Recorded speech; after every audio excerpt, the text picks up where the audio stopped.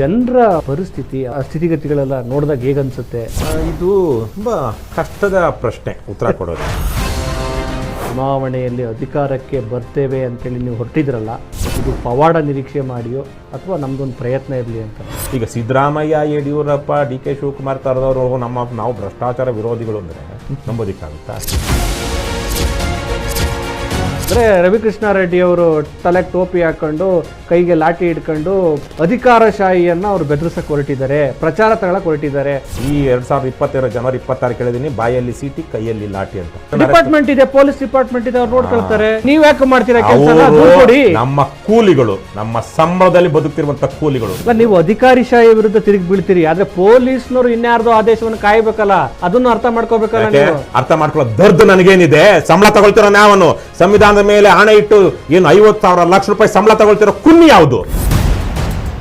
ಇದೇ ಗತ್ತಲ್ಲೇ ಒಬ್ಬ ಶಾಸಕನನ್ನೋ ಒಬ್ಬ ಸಚಿವನನ್ನೋ ಮುಖ್ಯಮಂತ್ರಿಯನ್ನೋ ಪ್ರಶ್ನೆ ಮಾಡಿ ಸ್ವಾಮಿ.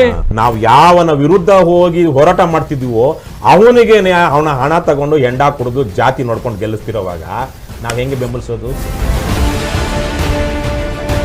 ಭ್ರಷ್ಟತೆಯನ್ನ ಬಯಲು ಮಾಡುವಂತ ಈ ಲೋಕಾಯುಕ್ತ ಸಂಸ್ಥೆ ಈಗ ಬಯಲಾಗ್ತಾ ಇದೆ. ಲೋಕಾಯುಕ್ತ ಕೆಟ್ಟು ಹೋಗಿ 10 ವರ್ಷ ಆಯ್ತು. ಎಲ್ಲರೂ ಕಳ್ರ ಇರೋವಾಗ ನಾವು ಕಳ್ತನ ಆಗ್ತಾ ಇದೆ ಅಂತ ಮಾತಾಡುವಂತ ಅಗತ್ಯ ಏನಿದೆ ಅನ್ನುವಂಥ ಸ್ಥಿತಿ. ಪ್ರಜಾಪ್ರಭುತ್ವಕ್ಕಿಂತ ಶ್ರೇಷ್ಠವಾದ ಉತ್ತಮವಾದದ್ದು ಯಾವುದೂ ಇಲ್ಲ. ಕಾಪಾಡ್ಕೊಳ್ರಯ್ಯ ಅದಷ್ಟೇ ನಾನು ಕೇಳ್ಕೊಳ್ತೀನಿ. ನಮಸ್ಕಾರ. ಜನಶ್ರೀ ವಾಹಿನಿಯ ಚಿಂತಕರ ಚಾವಡಿಯ ವಿಶೇಷ ಸಂದರ್ಶನ ಕಾರ್ಯಕ್ರಮಕ್ಕೆ ನಿಮ್ಮೆಲ್ಲರಿಗೂ ಪ್ರೀತಿಯ ಸ್ವಾಗತ. ನಾನು KJ ಹಳ್ಳಿ ಸುರೇಶ್. ಪ್ರಿಯ ವೀಕ್ಷಕರೇ, ಇವತ್ತಿನ ಈ ಚಿಂತಕರ ಚಾವಡಿಯ ವಿಶೇಷ ಸಂದರ್ಶನದಲ್ಲಿ ನಮ್ಮೊಂದಿಗೆ ಇದ್ದಾರೆ ಕರ್ನಾಟಕ ರಾಷ್ಟ್ರ ಸಮಿತಿ ಪಕ್ಷದ ರಾಜ್ಯ ಅಧ್ಯಕ್ಷರಾಗಿರುವಂಥ ರವಿಕೃಷ್ಣಾರೆಡ್ಡಿ ಅವರು. ಅವರು ಸಾಮಾಜಿಕ ಹೋರಾಟಗಾರರಾಗಿ, ಪತ್ರಕರ್ತರಾಗಿ, ಈಗ ಒಂದು ಪಕ್ಷದ ಅಧ್ಯಕ್ಷರಾಗಿ ಈ ಸಮಾಜದ ಬದುಕಲ್ಲಿ ಅವರು ಮುನ್ನಡೀತಿದ್ದಾರೆ. ಪ್ರಸ್ತುತ ಸಮಾಜದ ತಲ್ಲಣಗಳು ಮತ್ತು ಭ್ರಷ್ಟಾಚಾರಗಳು, ವಿವಿಧ ವಿಚಾರಗಳ ಬಗ್ಗೆ ಅವರ ಅನಿಸಿಕೆಗಳೇನು, ಅವರ ಪಕ್ಷದ ಮುಂದಿನ ಹೋರಾಟಗಳೇನು, ಅವರ ಏನು ಧೋರಣೆಗಳೇನು, ಇವೆಲ್ಲದ್ರ ಬಗ್ಗೆ ನಾವು ಮಾತಾಡ್ತಾ ಹೋಗೋಣ. ಬನ್ನಿ ಅವ್ರನ್ನ ಕಾರ್ಯಕ್ರಮಕ್ಕೆ ವೆಲ್ಕಮ್ ಮಾಡೋಣ. ಸರ್, ಚಿಂತಕರ ಚಾವಡಿ ಕಾರ್ಯಕ್ರಮಕ್ಕೆ ಸ್ವಾಗತ ಸರ್. ಧನ್ಯವಾದಗಳು ಸರ್. ಮೊದಲಿಗೆ ಹೇಗಿದ್ದೀರಿ? ನಿಮ್ಮ ರಾಜಕೀಯ ಮತ್ತು ಸಾಮಾಜಿಕ ಬದುಕೆಲ್ಲ ಹೇಗೆ ನಡೀತಾ ಇದೆ ಅಂತ? ಇವತ್ತಿನ ಸಂದರ್ಭದಲ್ಲಿ ನ್ಯಾಯ, ನೀತಿ, ಧರ್ಮ ಅಂದ್ಕೊಂಡು ರಾಜಿ ಇಲ್ಲದೆ ಏನೆಲ್ಲ ಯಾರೆಲ್ಲ ಹೇಗೆಲ್ಲ ಮಾಡಬಹುದು ಕರ್ನಾಟಕದ ವ್ಯಾಪ್ತಿಯಲ್ಲಿ ಸಂದರ್ಭದಲ್ಲಿ ಆ ರೀತಿಯಾಗಿ ನಡೀತಿದೆ. ನಮಗೊಂದಷ್ಟು ತೃಪ್ತಿ ಇದೆ, ಸಾಕಷ್ಟು ಅತೃಪ್ತಿ ಇದೆ ಸಮಾಜದ ಇವತ್ತಿನ ಸ್ಥಿತಿಗತಿ ಬಗ್ಗೆ. ಆದರೆ ನಾವು ಆಗಲೇ ನಾನು ಹೇಳಿದಾಗೆ ನಮ್ಮ ಇವತ್ತಿನ ಸಂದರ್ಭದಲ್ಲಿ ನಾವು ಭಾಳ ತೃಪ್ತಿಯಿಂದ ಬಡದಾಡ್ತಿದ್ದೀವಿ. ಜೀವನಕ್ಕೆ ಇದೊಂದು ಸಾರ್ಥಕ ಕೆಲಸ ಅಂತ ಅನಿಸಿದೆ. ಓಕೆ, ಈಗ ನೀವು ಏನು ಕರ್ನಾಟಕದಾದ್ಯಂತ ಸುತ್ತಾ ಇದ್ದೀರಿ, ಜನರನ್ನು ಸ್ಟಡಿ ಮಾಡ್ತಿದ್ದೀರಿ, ಜನರ ಬದುಕನ್ನು ಕೂಡ ನೀವು ನೋಡ್ತಾ ಇದ್ದೀರಿ, ಗಮನಿಸ್ತಾ ಇದ್ದೀರಿ. ಆಮೇಲೆ ಈ ನಮ್ಮ ರಾಜಕಾರಣ ಮತ್ತು ಆಡಳಿತ ವ್ಯವಸ್ಥೆ, ಅಧಿಕಾರಶಾಹಿ ಇವೆಲ್ಲವನ್ನೂ ನೋಡ್ತಾ ಇದ್ದೀರಿ. ಸೊ ಜನರ ಮೈಂಡ್ಸೆಟ್ಟು, ಅವರ ಪರಿಸ್ಥಿತಿ, ಅವರ ಯೋಚನೆಗಳು, ಅವರ ಸ್ಥಿತಿಗತಿಗಳೆಲ್ಲ ನೋಡಿದಾಗ ಹೇಗನ್ಸುತ್ತೆ? ಈ ವ್ಯವಸ್ಥೆ ನಡುವೆ ಅವರು ಏನು ನಿರೀಕ್ಷೆ ಮಾಡ್ತಿದ್ದಾರೆ, ಅವರೊಳಗಡೆ ಯಾವ ಸ್ಥಿತಿ ಈಗಿದೆ ಅಂತ? ಇದು ತುಂಬ ಕಷ್ಟದ ಪ್ರಶ್ನೆ ಉತ್ತರ ಕೊಡೋದಕ್ಕೆ. ಯಾಕೆಂದರೆ ನಮ್ಮ ದೇಶ ಇವತ್ತು ಇಡೀ ಪ್ರಪಂಚದಲ್ಲಿ ಅತ್ಯಂತ ದೊಡ್ಡ ದೇಶ ಜನಸಂಖ್ಯೆ ವಿಚಾರದಲ್ಲಿ. ಕರ್ನಾಟಕವು ಸುಮಾರು 8 ಕೋಟಿ ಜನಸಂಖ್ಯೆ ಇರುವಂತಹ ವಿಶಾಲ ಭೂಪ್ರದೇಶ ಹೊಂದಿರುವಂತಹ ವೈವಿಧ್ಯಮಯವಾದಂತಹ ಸಾಂಸ್ಕೃತಿಕವಾಗಿ, ಸಾಮಾಜಿಕವಾಗಿ, ರಾಜಕೀಯವಾಗಿ, ಆರ್ಥಿಕವಾಗಿ, ಭೌಗೋಳಿಕವಾಗಿ ತುಂಬ ವೈವಿಧ್ಯಮಯವಾದಂತಹ ರಾಜ್ಯ ನಮ್ಮದು. ಈಗ ಇವತ್ತೇನು ಹೈದರಾಬಾದ್ ಕರ್ನಾಟಕ ಅಥವಾ ಕಲ್ಯಾಣ ಕರ್ನಾಟಕ ಅಂತಿದ್ದಾರೆ, ಆ ಜಿಲ್ಲೆಗಳ ಸ್ಥಿತಿಗತಿಗಳು, ಜನಜೀವನ, ಅದೇ ರೀತಿಯಲ್ಲಿ ಮುಂಬೈ ಕರ್ನಾಟಕ ಅಥವಾ ಕಿತ್ತೂರು ಕರ್ನಾಟಕ ಅಂತ ಹೇಳ್ತಿದ್ದಾರೆ, ಅಲ್ಲಿ ಹಳೆ ಮೈಸೂರು, ಕರಾವಳಿ ಕರ್ನಾಟಕ, ಹೀಗೆ ಹಲವು ರೀತಿಯಲ್ಲಿ ನಮ್ಮ ರಾಜ್ಯದಲ್ಲಿ ಜನ ಹಲವು ವರ್ಗ, ಜಾತಿ, ಮತ, ಸಾಂಸ್ಕೃತಿಕವಾಗಿ ಬೇರೆ ಬೇರೆ ರೀತಿಯಲ್ಲಿ ವಿಂಗಡಣೆಯಾಗಿ ಬದುಕ್ತಿದ್ದಾರೆ. ಹಾಗಾಗಿ ಕೆಲವೊಬ್ಬರು ನಿಜಕ್ಕೂ ಈ ಒಂದು ಅವಕಾಶವನ್ನು ಸದ್ಬಳಕೆ ಮಾಡಿಕೊಂಡು ಹಲವು ಸಮುದಾಯಗಳು ಏನು ಆರ್ಥಿಕವಾಗಿ, ಸಾಮಾಜಿಕವಾಗಿ ಹಿಂದುಳಿದಿದ್ದ ಸಮುದಾಯಗಳು ಇವತ್ತೊಂದಷ್ಟು ಶಕ್ತಿ ಪಡ್ಕೊಳ್ತಿವೆ, ಚೈತನ್ಯ ಪಡ್ಕೊಳ್ತಿವೆ. ಆ ಕುಟುಂಬಗಳ, ಆ ಸಮುದಾಯಗಳ ಮಕ್ಕಳು ಇವತ್ತು ವಿದ್ಯಾಭ್ಯಾಸಕ್ಕೆ ಒಳ್ಳೆಯ ಅವಕಾಶಗಳು ಸಿಗ್ತಾ ಇದೆ. ಅದೇ ಸಂದರ್ಭದಲ್ಲಿ ಬೇರೆ ಬೇರೆ ರೀತಿಯಲ್ಲಿ ಜನ ಒಂದು ಇಡೀ ರಾಜ್ಯಾದ್ಯಂತ, ದೇಶಾದ್ಯಂತ ಅನ್ನೋದಕ್ಕಿಂತ ರಾಜ್ಯಾದ್ಯಂತ ಅನ್ನೋ ಹಾಗೆ ನಾನು ಕಂಡುಕೊಂಡ ಹಾಗೆ ಹಣಕ್ಕೆ ಸಿಕ್ಕಾಪಟ್ಟೆ ಮಹತ್ವ ಬಂದಿದೆ. ದುಡ್ಡಿರೋನು ಅವನಿಗೆ ಹೇಗೆ ದುಡ್ಡು ಮಾಡಿರಲಿ, ದುಡ್ಡು ಮಾಡಿದವನು ದೊಡ್ಡವನು ದುಡ್ಡೇ ದೊಡ್ಡಪ್ಪ ಅನ್ನುವಂತಹದ್ದು ಒಂದು ಹೆಚ್ಚಾಗಿ ಕಳೆದ 20-30 ವರ್ಷಗಳ ಹಿಂದಕ್ಕೆ ಹೋಲಿಸಿದ್ರೆ ಇವತ್ತು ಅದು ತುಂಬ ಕೆಟ್ಟ ರೀತಿಯಲ್ಲಿ ದುಷ್ಪರಿಣಾಮ ಬೀರ್ತಿದೆ. ಇದರ ಮಧ್ಯದಲ್ಲಿ ಇವತ್ತಿನ ಯುವಜನತೆ ನಾನು ಕಂಡುಕೊಂಡ ಹಾಗೆ ಸರಿಯಾದ ಉದ್ಯೋಗಗಳಿಲ್ಲ, ಸರಿಯಾದ ಅವರಿಗೆ ಮಾರ್ಗದರ್ಶನಗಳಿಲ್ಲ, ಆದ್ರೂ ಸ್ವತಂತ್ರವಾಗಿ ಬದುಕುವಂತಹ ಆಸೆ ಇದೆ. ಒಂದು ಬೆರಗುಗಣ್ಣಿನಿಂದ ಮತ್ತು ಸಕಾರಾತ್ಮಕವಾಗಿಯೂ ನೋಡ್ತಾ ಇದ್ದಾರೆ ಒಂದು ವರ್ಗ.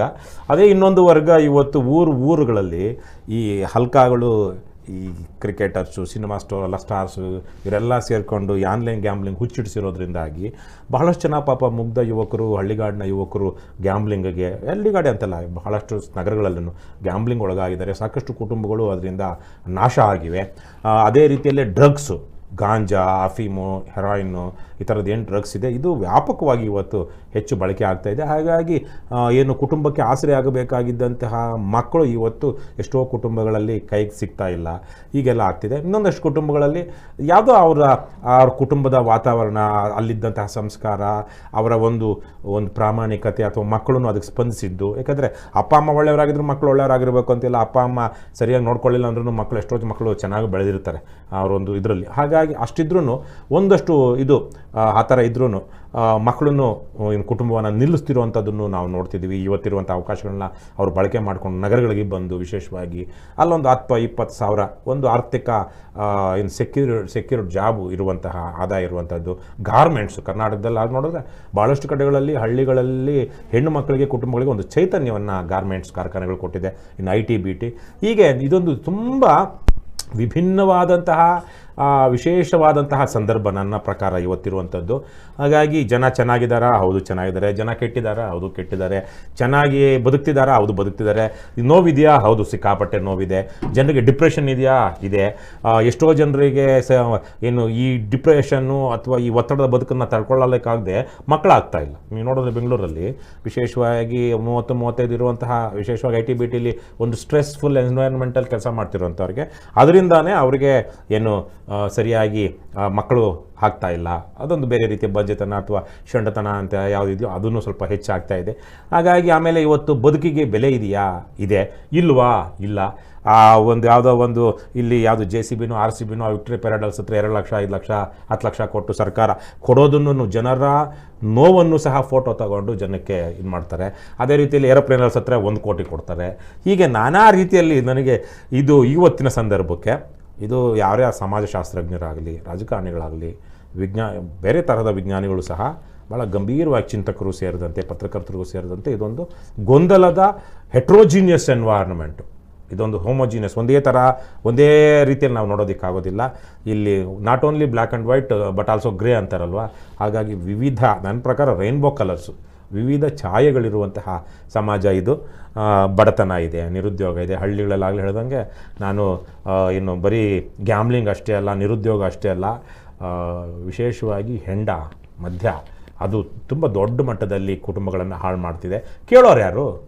ಆಮೇಲೆ ಅದೇ ಸಂದರ್ಭದಲ್ಲಿ ಜನ ನ್ಯಾಯ ನೀತಿ ಈ 30-40 ವರ್ಷಗಳ ಹಿಂದೆ ಮಧ್ಯಮ ವರ್ಗದವರು ಹೋರಾಟಗಳಿಗೆ, ತಮ್ಮ ಹಕ್ಕುಗಳಿಗೆ ಯಾರಾದರೂ ತಮ್ಮ ಪರವಾಗಿ ಹೋರಾಟ ಮಾಡ್ತಿದ್ರು, ಸ್ಪಂದಿಸ್ತಿದ್ರು. ಇವತ್ತು ಹೋರಾಟ ಮಾಡುವಂಥವ್ರು ಅವ್ರು ಮಾಡ್ಕೊಳ್ಳಿ, ನನಗೇನು ಎಲೆಕ್ಷನಲ್ಲಿ ಯಾವನು ಹೆಂಡ ಕೊಡ್ತಾನೋ, ಯಾವನು ಗಂಡಸರಿಗೆ ಲಿಕ್ಕರು, ಹೆಂಗಸರಿಗೆ ಕುಕ್ಕರು. ನಾವು ಜನ ಕೆಲವೊಂದು ಕಡೆಗಳಲ್ಲಿ ಬೂತ್ ಹತ್ರ ಹೋಗಿ ಕಾತ್ಕೊಂಡಿರ್ತಾರೆ, ಒಳಗಡೆ ಓಟ್ ಹಾಕೋದಕ್ಕೆ ಹೋಗ್ತಾ ಇಲ್ಲ. ಯಾಕೆ ಹೋಗ್ತಿಲ್ಲ ಅಂದರೆ ನಮಗಿನ್ನೂ ಪೇಮೆಂಟ್ ಆಗಿಲ್ಲ ಅಂತ ಓಪನ್ ಆಗಿ ಈ ತರಹದ ಪರಿಸ್ಥಿತಿ ಇದೆ. ಹಾಗಾಗಿ ಅದೇ ಸಂದರ್ಭದಲ್ಲಿ ಒಂದಷ್ಟು ಆಗಾಗ ಪವಾಡಗಳಾಗುತ್ತೆ. ಆ ಪವಾಡಗಳು ಅಪರೂಪಕ್ಕಾಗೋ ಬದಲಿಗೆ ಅದು ನ್ಯಾಯ ನೀತಿ ಧರ್ಮವನ್ನು ಬೆಂಬಲಿಸುವಂಥದ್ದು ಸಾರ್ವತ್ರಿಕವಾಗಬೇಕಾಗಿತ್ತು. ಹಾಗಾಗಿ ಏನು ಹೇಳ್ತೀರಾ ನೀವು? ನಿಮಗೂ ಏನು ಇದು ಹೀಗೇನೆ ಅಂತ ಹಿಡಿದಿಡ್ಬೋದಾದರೆ ನೀವಾದರೂ ಹೇಳಿ. ನನಗೇನು ಇದೇ ರೀತಿಯಲ್ಲಿ ಹಿಡಿದಿಡೋಕೆ ಅನ್ನಿಸ್ತಾ ಇಲ್ಲ. ಜನ ಇವಾಗಿರುವಂಥದ್ದು ನನ್ನ ಪ್ರಕಾರ ಮುಂದಕ್ಕೆ ಇನ್ನೂ ಕೆಡುತ್ತೆ.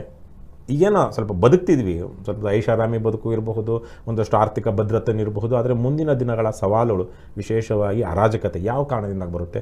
ಗ್ಲೋಬಲ್ ವಾರ್ಮಿಂಗ್ ಕಾರಣದಿಂದಾಗಿ, ಆರ್ಟಿಫಿಷಿಯಲ್ ಇಂಟೆಲಿಜೆನ್ಸ್ ಕಾರಣದಿಂದಾಗಿ, ಆಟೋಮೇಷನ್ ಕಾರಣಕ್ಕಾಗಿ, ಉದ್ಯೋಗ ಇಲ್ಲದ ಕಾರಣಕ್ಕಾಗಿ ಮುಂದಿನ ದಿನಗಳಲ್ಲಿ ಸರ್ಕಾರಕ್ಕೆ ಜನರನ್ನು ಅಂತಃಕಲಹ ಇಲ್ಲದೇನೆ ಇದು ಕೇವಲ ಈ ಭಾರತಕ್ಕೆ, ಕರ್ನಾಟಕಕ್ಕಷ್ಟೇ ಅಲ್ಲ, ಪ್ರಪಂಚದಾದ್ಯಂತ ಅಂತಹ ಕಲಹಗಳು, ಸಿವಿಲ್ ವಾರ್ಸ್ ಅವ್ರದ್ದು ದೇಶದೊಳಗಡೆ ಅಥವಾ ನಾಡಿನೊಳಗಡೆ ಇಲ್ಲದೆ ಕಾಪಾಡ್ಕೊಳ್ಳೋದೇ ದೊಡ್ಡ ಸವಾಲಾಗುತ್ತೆ. ಯಾಕೆಂದರೆ ಸರ್ಕಾರ ಆವತ್ತಿನ ಸತ್ತಿಗೆ ಏನು ಬಂದಿರುತ್ತೆ ಅಂದರೆ ನಾವು ನಿಮಗೆಲ್ರಿಗೂ ಕೆಲಸ ಕೊಡೋದಕ್ಕಾಗೋದಿಲ್ಲ because there is unemployment everywhere because of artificial intelligence and automation machinisation but we are producing everything that we need. ನಿಮಗೆ ಬಟ್ಟೆ, ಆಹಾರ, ವಸತಿ ಎಲ್ಲ ತರಹದ ಏನೆಲ್ಲ ಬೇಕಾಗಿದೆಯೋ ಅದನ್ನು ಚೀಪಾಗಿ we are able to produce because of all this resources, using all these new technologies and resources. But we cannot give you job, but we will give you money and the things that you need to lead a good life. ಸರ್ಕಾರ ಈ ಹಂತಕ್ಕೆ ಬಂದ್ಬಿಡುತ್ತೇನೋ, ನಾವು ನಿಮಗೆ ಸಂಬಳ ಕೊಡೋದಕ್ಕಾಗೋದಿಲ್ಲ, ಕೆಲಸ ಕೊಡೋದಕ್ಕೆ, ಆದರೆ ನಿಮಗೆ ದುಡ್ಡು ಕೊಡ್ತೀವಿ, ಅನುಕೂಲ ಮಾಡಿಕೊಡ್ತೀವಿ, ನೀವು ಗಲಾಟೆ ಮಾಡಬೇಡಿ, ಕಿತ್ತಾಡಬೇಡಿ, ಕೊಲೆ ಮಾಡಬೇಡಿ, ಬೀದಿಗಿಳಿಬೇಡಿ. ಈ ಸ್ಥಿತಿಗೆ ಮುಂದಿನ ದಿನಗಳಲ್ಲಿ ಒಂದು 20-30 ವರ್ಷದೊಳಗಡೆ ಎಲ್ಲ ಪ್ರಪಂಚಾದ್ಯಂತ ಸರ್ಕಾರಗಳು ಬರುತ್ತೆ. ಅಂಥ ಸಂದರ್ಭದಲ್ಲಿ ಹೇಗೆ? ಸೊ ಹಾಗಾಗಿ ನೀವು ಹೇಳಿದಂಥ ಪ್ರಶ್ನೆಗೆ ಭಾಳ ಸುದೀರ್ಘವಾದಂತಹ ಅದು ಗೊಂದಲ ಅಲ್ಲ, ನನ್ನ ಪ್ರಕಾರ ಇದು ಗೊಂದಲದ ಉತ್ತರ ಅಲ್ಲ, ಇದು ವಾಸ್ತವ. ಯಾಕಂದ್ರೆ ನಾವು ಫ್ಯಾಕ್ಟ್ ಅರ್ಥ ಮಾಡ್ಕೋಬೇಕಾಗಿಲ್ಲ. ಇದು ವಾಸ್ತವ. ಇದನ್ನ ಹೀಗೇನು ಹಿಡಿದಿಡುವಂಥದ್ದು ಇಲ್ಲ. ಖಾಸಗೀಕರಣ ಅಥವಾ ಅದು ಉದಾರೀಕರಣ, ಸಾಮಾಜಿಕ ನ್ಯಾಯ ಏನೆಲ್ಲ ಬಳಸ್ತಿರೋ ಇವೆಲ್ಲವೂ ಬಹುತೇಕವಾಗಿ ಅಥವಾ ಯಾವುದೇ ಪದಪುಂಜಗಳು ಅಥವಾ ವಾದಗಳು ಒಂದು ರೀತಿಯಲ್ಲಿ ಪ್ರಸ್ತುತ ಅಪ್ರಸ್ತುತ ಗೊಂದಲಕಾರಿ ಹೀಗೇನು ಹಿಡಿದಿಡೋಕ್ಕಾಗದೇ ಇರುವಂಥ ಒಂದು ವಾತಾವರಣದಲ್ಲಿ ನಾವು ಬದುಕ್ತಿದ್ದೀವಿ. ಓಕೆ, ಇಂಥ ಸಾಮಾಜಿಕ ವ್ಯವಸ್ಥೆಯ ನಡುವೆ ಸತ್ಯ, ನಿಷ್ಠೆ, ಪ್ರಾಮಾಣಿಕತೆ ಅನ್ನೋ ವಿಷಯಗಳನ್ನ ಇಟ್ಕೊಂಡು ನಾವು ಚುನಾವಣೆಯಲ್ಲಿ ಅಧಿಕಾರಕ್ಕೆ ಬರ್ತೇವೆ ಅಂತೇಳಿ ನೀವು ಹೊರಟಿದ್ರಲ್ಲ, ಇದು ಪವಾಡ ನಿರೀಕ್ಷೆ ಮಾಡಿಯೋ ಅಥವಾ ನಮ್ಮದೊಂದು ಪ್ರಯತ್ನ ಇರಲಿ ಅಂತನೋ? ನೋಡಿ, ಈ ದೇಶಕ್ಕೆ ಸ್ವಾತಂತ್ರ್ಯ ಬಂದಾಗ 47ರಲ್ಲಿ ಸ್ವಾತಂತ್ರ್ಯ ಬಂತು. 52 ತನಕ 5 ವರ್ಷಗಳ ಸುದೀರ್ಘ ಕಾಲ ದೇಶದಲ್ಲಿ ಚುನಾವಣೆಗಳಿರಲಿಲ್ಲ. ಅವತ್ತಿದ್ದುದು ರಾಷ್ಟ್ರೀಯ ಸರ್ಕಾರ. ಅಂದರೆ ಬ್ರಿಟಿಷರು ಭಾರತೀಯರಿಗೆ ಯಾವುದೋ ಒಂದು ನಂಬಿಕೆ ಮೇಲೆ ಅವರು ಚುನಾವಣೆ ಮಾಡಿ ಅನ್ನೋ ಕೊಡಲಿಲ್ಲ. ಯಾರನ್ನಪ್ಪ ನಿಮ್ಮ ನಾಯಕರು ಅಂತ.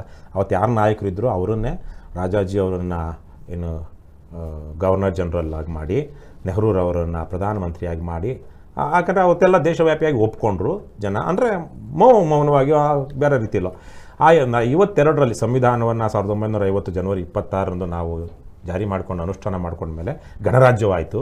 50ರಲ್ಲಿ ಗಣರಾಜ್ಯ ಆಗಿದ್ದು, 52ರಲ್ಲಿ ಮೊದಲ ಸಾರ್ವತ್ರಿಕ ಚುನಾವಣೆಗಳಾಗಿದ್ದು. ಆವತ್ತಿನ ಸಂದರ್ಭದಲ್ಲಿ ಅವತ್ತು ನ್ಯಾಯ ನೀತಿಯಿಂದನೇ ಬಹುತೇಕರು ಗೆದ್ದಿದ್ದು. ಯಾರು ಅವರೇನು ಅವತ್ತು ಹಣ ಜಾತಿಗೇನು ಜನ ಜಾಸ್ತಿ ಓಟ್ ಹಾಕಲಿಲ್ಲ. ಎಲ್ಲೋ ಕೆಲವೊಂದು ಕಡೆ ಪ್ರಭಾವಗಳಾಗಿರ್ಬೋದೇನೋ, ಭಾಳ ಕನಿಷ್ಠ ಮಟ್ಟದಲ್ಲಿ.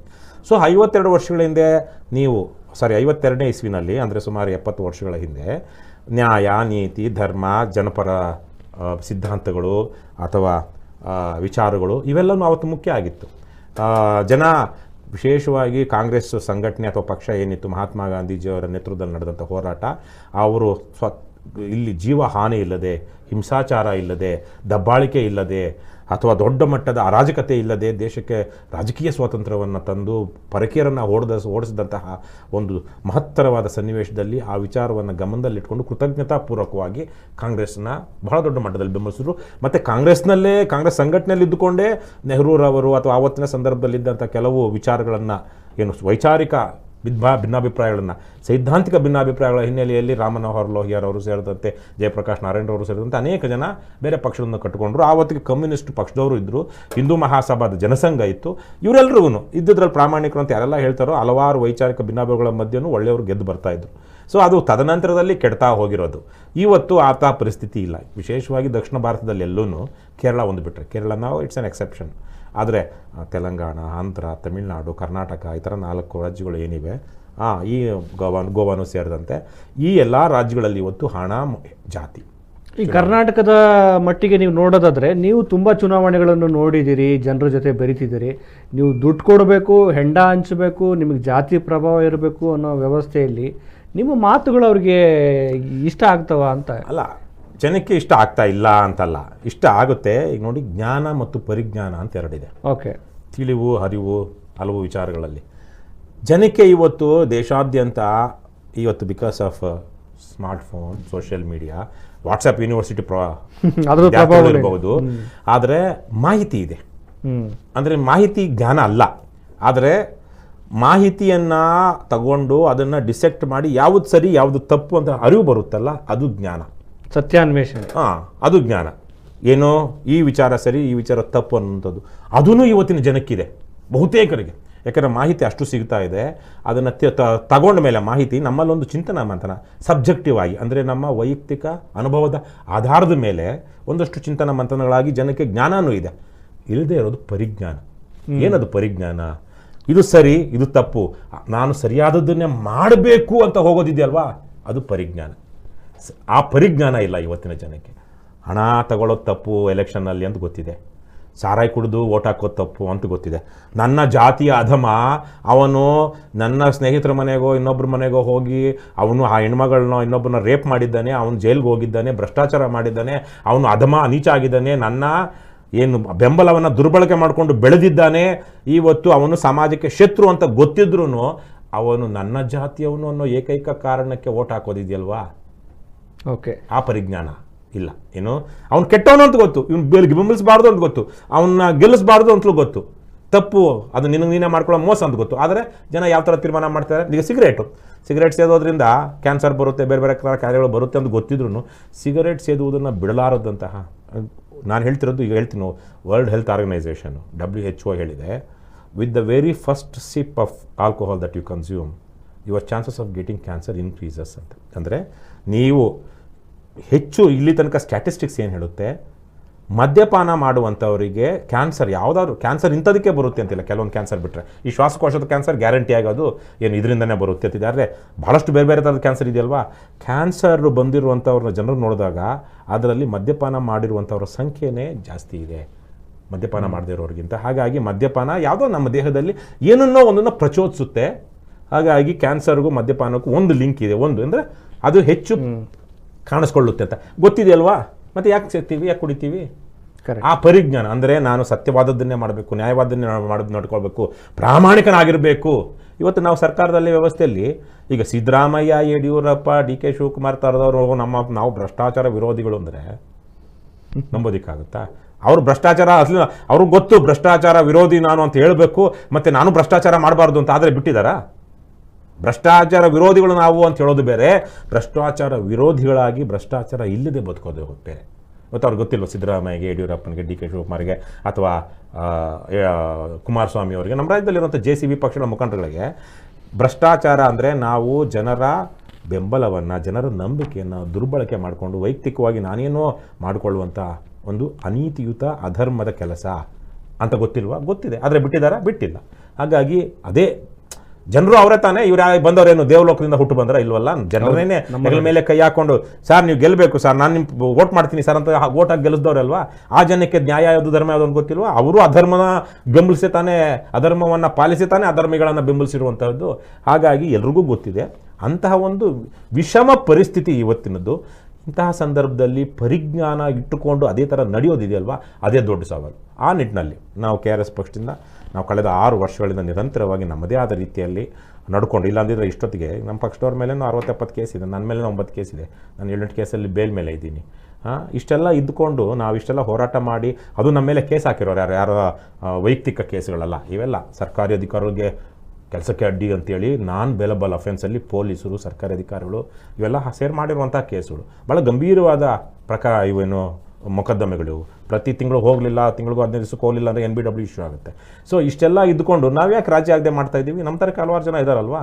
ಸೊ ನಾವು ಪರಿಜ್ಞಾನ ಇಟ್ಟುಕೊಂಡು ಇದು ಸರಿ ಇದು ತಪ್ಪು ಅಂತ ನಡೀತಾ ಇದ್ದೀವಿ.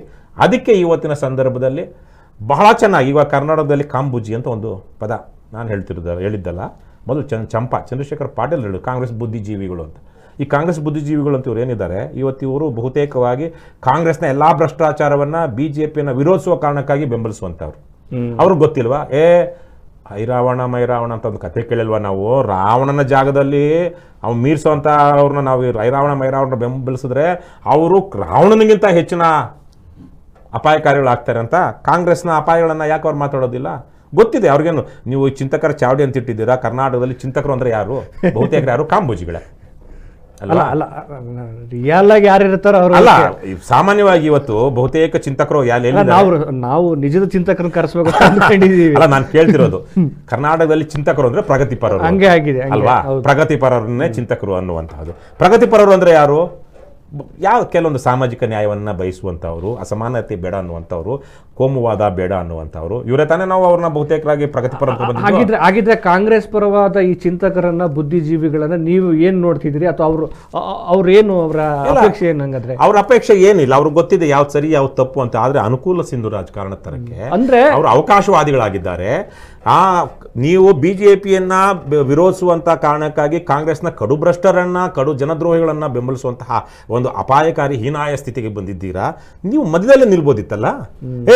ಬಿಜೆಪಿಯನ್ನು ಮಾಡೋದ್ರ ತಪ್ಪು, ಕಾಂಗ್ರೆಸ್ ಮಾಡೋದ್ರ ತಪ್ಪು, ಬಿಜೆಪಿಯ ಇದನ್ನ ನಾನು ವಿರೋಧಿಸ್ತೀನಿ, ಹಾಗಾಗಿ ಬಿಜೆಪಿನ ಇದನ್ನು ವಿರೋಧಿಸಬೇಕು ಅಂತ ಕಾಂಗ್ರೆಸ್ನ ಇದನ್ನ ನಾನು ಸಪೋರ್ಟ್ ಮಾಡೋದಿಲ್ಲ ಅಂತ ಹೇಳ್ಬೋದಿತ್ತಲ್ಲ. ಬಾಯಲ್ಲೇನಾದರೂ ಹೇಳ್ಬೋದು, ಆದರೆ ನಿಜವಾಗ್ಲೂ ಅಂತಃಪುರದಲ್ಲಿ ಅಂತರಂಗದಲ್ಲಿದ್ದಾರೆ. ಸೊ ಹಾಗಾಗಿ ಇದು ನಾನು ಹೇಳಿದಂಗೆ ಇದು ಪರಿಜ್ಞಾನ ಇಲ್ಲದಿರುವಂತಹ ಸಂದರ್ಭ. ಹಾಗಾಗಿ ನಾವು ಇಂತಹ ಸಂದರ್ಭದಲ್ಲಿ ನಾವು ನಮ್ಮದೇ ರೀತಿಯಲ್ಲಿ ಆಗಲೇ ಹೇಳಿದಾಗೆ ಕರ್ನಾಟಕದಲ್ಲೊಂದು ರಾಜಕೀಯ ಸಂಸ್ಕೃತಿಯನ್ನು ಕಟ್ಟಬೇಕು, ಪರ್ಯಾಯವನ್ನು ಕಟ್ಟಬೇಕು. ಬೇರೆ ಏನು ಇದು ಆಧುನಿಕವಾದ ಕಾಲದಲ್ಲಿ ಬದುಕ್ತಾ ಇದ್ರೂ 40-50 ವರ್ಷಗಳ ಹಿಂದೆ ಇದ್ದಂಥ ಒಂದಷ್ಟು ರೀತಿ ನೀತಿ, ವಿಶೇಷವಾಗಿ ನೈತಿಕತೆ ಇವತ್ತು ಯಾಕೆ ಇರಬಾರ್ದು? ಇನ್ನು ನಾವೆಲ್ಲರೂ ಅನೈತಿಕವಾಗಿ ಅಧರ್ಮಗಳಾಗಿಯೇ ಬದುಕಬೇಕಾ, ಕೆಟ್ಟದ್ದನ್ನೇ ಬೆಂಬಲಿಸಬೇಕಾ? ಆ ಪ್ರಶ್ನೆಗಳನ್ನು ಇಟ್ಕೊಂಡು ನೀವು ಇವತ್ತು ಚೆನ್ನಾಗಿದೆ, ಒಂದಷ್ಟು ಉದ್ಯೋಗಗಳು ಸಿಗ್ತಿದೆ, ಜೀವನಕ್ಕೇನು ಅಷ್ಟು ಕಷ್ಟ ಇಲ್ಲ. ನಮ್ಮ ಪೂರ್ವಿಕರು ಅಥವಾ ನಮ್ಮ ತಂದೆ ತಾಯಿಯಂದ್ರೆ ಬದುಕಿದಷ್ಟು 25-30 ವರ್ಷಗಳಿಂದ ಇದ್ದಷ್ಟು ಬಡತನ ಅಥವಾ ಕಷ್ಟ ಇವತ್ತು ಬಹುತೇಕರಿಗಿಲ್ಲ. ಇಂಥ ಸಂದರ್ಭದಲ್ಲಿ ನಾವು ಅವ್ರಿಗಿಂತ ಇನ್ನೂ ಉತ್ತಮವಾಗಿ ಬದುಕಬೇಕಿತ್ತಲ್ಲ. ನಮ್ಮ ಅಪ್ಪ ಅಮ್ಮಂದ್ರಿಗಿಂತ ನಾವು ಇನ್ನಷ್ಟು ಧೈರ್ಯವಾಗಿ ಹೆಮ್ಮೆಯಿಂದ ಬದುಕಬೇಕಿತ್ತಲ್ಲ. ಆ ಹೆಮ್ಮೆ ಎಲ್ಲಿದೆ? ಯಾವನ ರಾಜಕೀಯ ಪುಡಾರಿ ಬರ್ತಾನೆ ಅಂದರೆ ಅಲ್ಲಿ ಬಾಟಲ್ ಸಿಗುತ್ತೆ ಅಂತ ಹೋಗ್ತಾರೆ ಜನ. ನಿನ್ನೆ ನೋಡಿ ಆಂಧ್ರದಲ್ಲಿ ಅವನು ಒಬ್ಬ ಮಾಜಿ CM ಹೋಗ್ತಿರೋವಾಗ ಅವನ ಕಾರ್ ಕೆಳಗಡೆ ಜನ ಸಿಕ್ಸತ್ರು. ಹೌದು. ಇಲ್ಲಿ ಏನು ಅದು JCBನೋ RCBದೋ ಕಾಲ್ ತುಳಿತ ಪ್ರಕರಣದಲ್ಲಿ ಅಷ್ಟು ಜನ ಸತ್ರು. ಅದೇ ಒಂದು ಹೋರಾಟಕ್ಕೆ ಬಂದ್ರೆ ಅದು ನಾನು ಹೇಳ್ತೀನಿ ಇವತ್ತಲ್ಲ, 2014ರಲ್ಲಿ ಸರಿಯಾಗಿ 11 ವರ್ಷಗಳ ಹಿಂದೆ HS ದೊರೆಸ್ವಾಮಿ ಅವರು ಸ್ವಾತಂತ್ರ್ಯ ಹೋರಾಟಗಾರರು. ಅವರು 96 ವರ್ಷ ವಯಸ್ಸು. ಆವತ್ತು ಇಡೀ ರಾಜ್ಯದಲ್ಲಿ ಲಕ್ಷಾಂತರ ಎಕರೆ ಜಮೀನುಗಳು ಒತ್ತುವರಿ ಆಗಿದೆ. ಅಂದರೆ ಒತ್ತುವರಿ ಮಾಡ್ಕೊಂಡಿರೋರೆಲ್ಲ ಬಲಿಷ್ಠರು, ಬಹುತೇಕವಾಗಿ ಬಡವರು ಒತ್ತುವರಿ ಮಾಡ್ಕೊಂಡಿರೋದು ಕಡಿಮೆ ಸಂಖ್ಯೆಯಲ್ಲಿ. ಆದರೆ ಬೆಂಗಳೂರಲ್ಲಿ 22,000 ಎಕರೆಗಳನ್ನು ದೊಡ್ಡ ದೊಡ್ಡ ರಿಯಲ್ ಎಸ್ಟೇಟ್ ಕಂಪ್ನಿಗಳು, MLAಗಳು, ಮಿನಿಸ್ಟ್ರುಗಳು, ಈ ಥರದ ಜನ ಎಲ್ಲ ಏನು ಭೂಮಿಯನ್ನು ಕಬ್ಜಾ ಮಾಡಿಕೊಂಡಿದ್ದಾರೆ ಅಂತೇಳಿ A.T. ರಾಮಸ್ವಾಮಿ ವರದಿ ಬಂದಾಗ ಆ ವರದಿಯ ಪ್ರಕಾರ ಇದು ತನಿಖೆ ಆಗಬೇಕು, ಇದಕ್ಕೆ ವಿಶೇಷ ನ್ಯಾಯಾಲಯ ಆಗಬೇಕು ಅಂತೇಳಿ ದೊರೆಸ್ವಾಮಿ 2014ರಲ್ಲಿ ಧರಣಿ ಕೂತಾಗ 39 ದಿನಗಳ ಕಾಲ ಹೋರಾಟ ನಡೀತು. ನಾನು 39 ದಿವಸ ಧರಣಿಯಲ್ಲಿದ್ದೆ, 3 ದಿವಸ ಉಪವಾಸ ಸತ್ಯಾಗ್ರಹ ಮಾಡಿದ್ದೆ. ಇವತ್ತಲ್ಲಿ 11 ವರ್ಷಗಳ ಹಿಂದೆಯೇ 22,000 ಎಕರೆ ಅದು ಉಳಿದ್ರೆ ಸರ್ಕಾರದ ಕಂಟ್ರೋಲಿಗೆ ಬಂದು ಸರ್ಕಾರದ್ದೇ ಜಮೀನು ಸರ್ಕಾರಕ್ಕೆ ಸಿಕ್ಕಿದ್ರೆ ಎಷ್ಟು ಶಾಲೆಗಳು, ಎಷ್ಟು ಪಾರ್ಕ್ಗಳು, ಎಷ್ಟು ಮೈದಾನಗಳು, ಎಷ್ಟು ಆಸ್ಪತ್ರೆಗಳು, ಎಷ್ಟು ಜನರಿಗೆ ಉಪಯೋಗ ಆಗುವಂತಹ ಎಷ್ಟೆಲ್ಲ ಕಾಮಗಾರಿಗಳು ಮಾಡೋದಕ್ಕೆ ಸಂಪನ್ಮೂಲ, ಜಾಗ, ಭೂಮಿ ಸಿಗ್ತಾ ಇತ್ತು.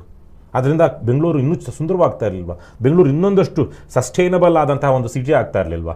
ಬೆಂಗಳೂರಿಗೆ ಇನ್ನೊಂದಷ್ಟು ಉಸಿರಾಡುವಂಥ ಲಂಗ್ ಸ್ಪೇಸ್ ಸಿಗ್ತಾ ಇರಲಿಲ್ವಾ? ಆದರೆ ಯಾರು ಬಂದರು ಆ ಹೋರಾಟಕ್ಕೆ? ಮೊದಲ ದಿವಸ ನಾವು ಶುರು ಮಾಡಿದಾಗ ಎಷ್ಟು ಜನ ಇದ್ವು? ಕೊನೆ ದಿವಸ 39 ದಿವಸ ಅಷ್ಟೇ ಇದ್ವಿ. ಹಂಗೆ ನೋಡಿದ್ರೆ ಬೆಂಗಳೂರು ಅದ್ರ ಮುಂದಿನ ಲಕ್ಷಾಂತರ ಜನ ಪತ್ರಿಕೆಗಳಲ್ಲಿ ಸ್ವತಃ ನಾನೇ ಪತ್ರಿಕಾ ಟಿಪ್ಪಣಿ ಮಾಡಿ ಫೋಟೋ ತೆಗೆದು ನಾನೇ ಕಳಿಸ್ತಾ ಇದ್ದೆ ಮಾಧ್ಯಮಗಳಿಗೆ.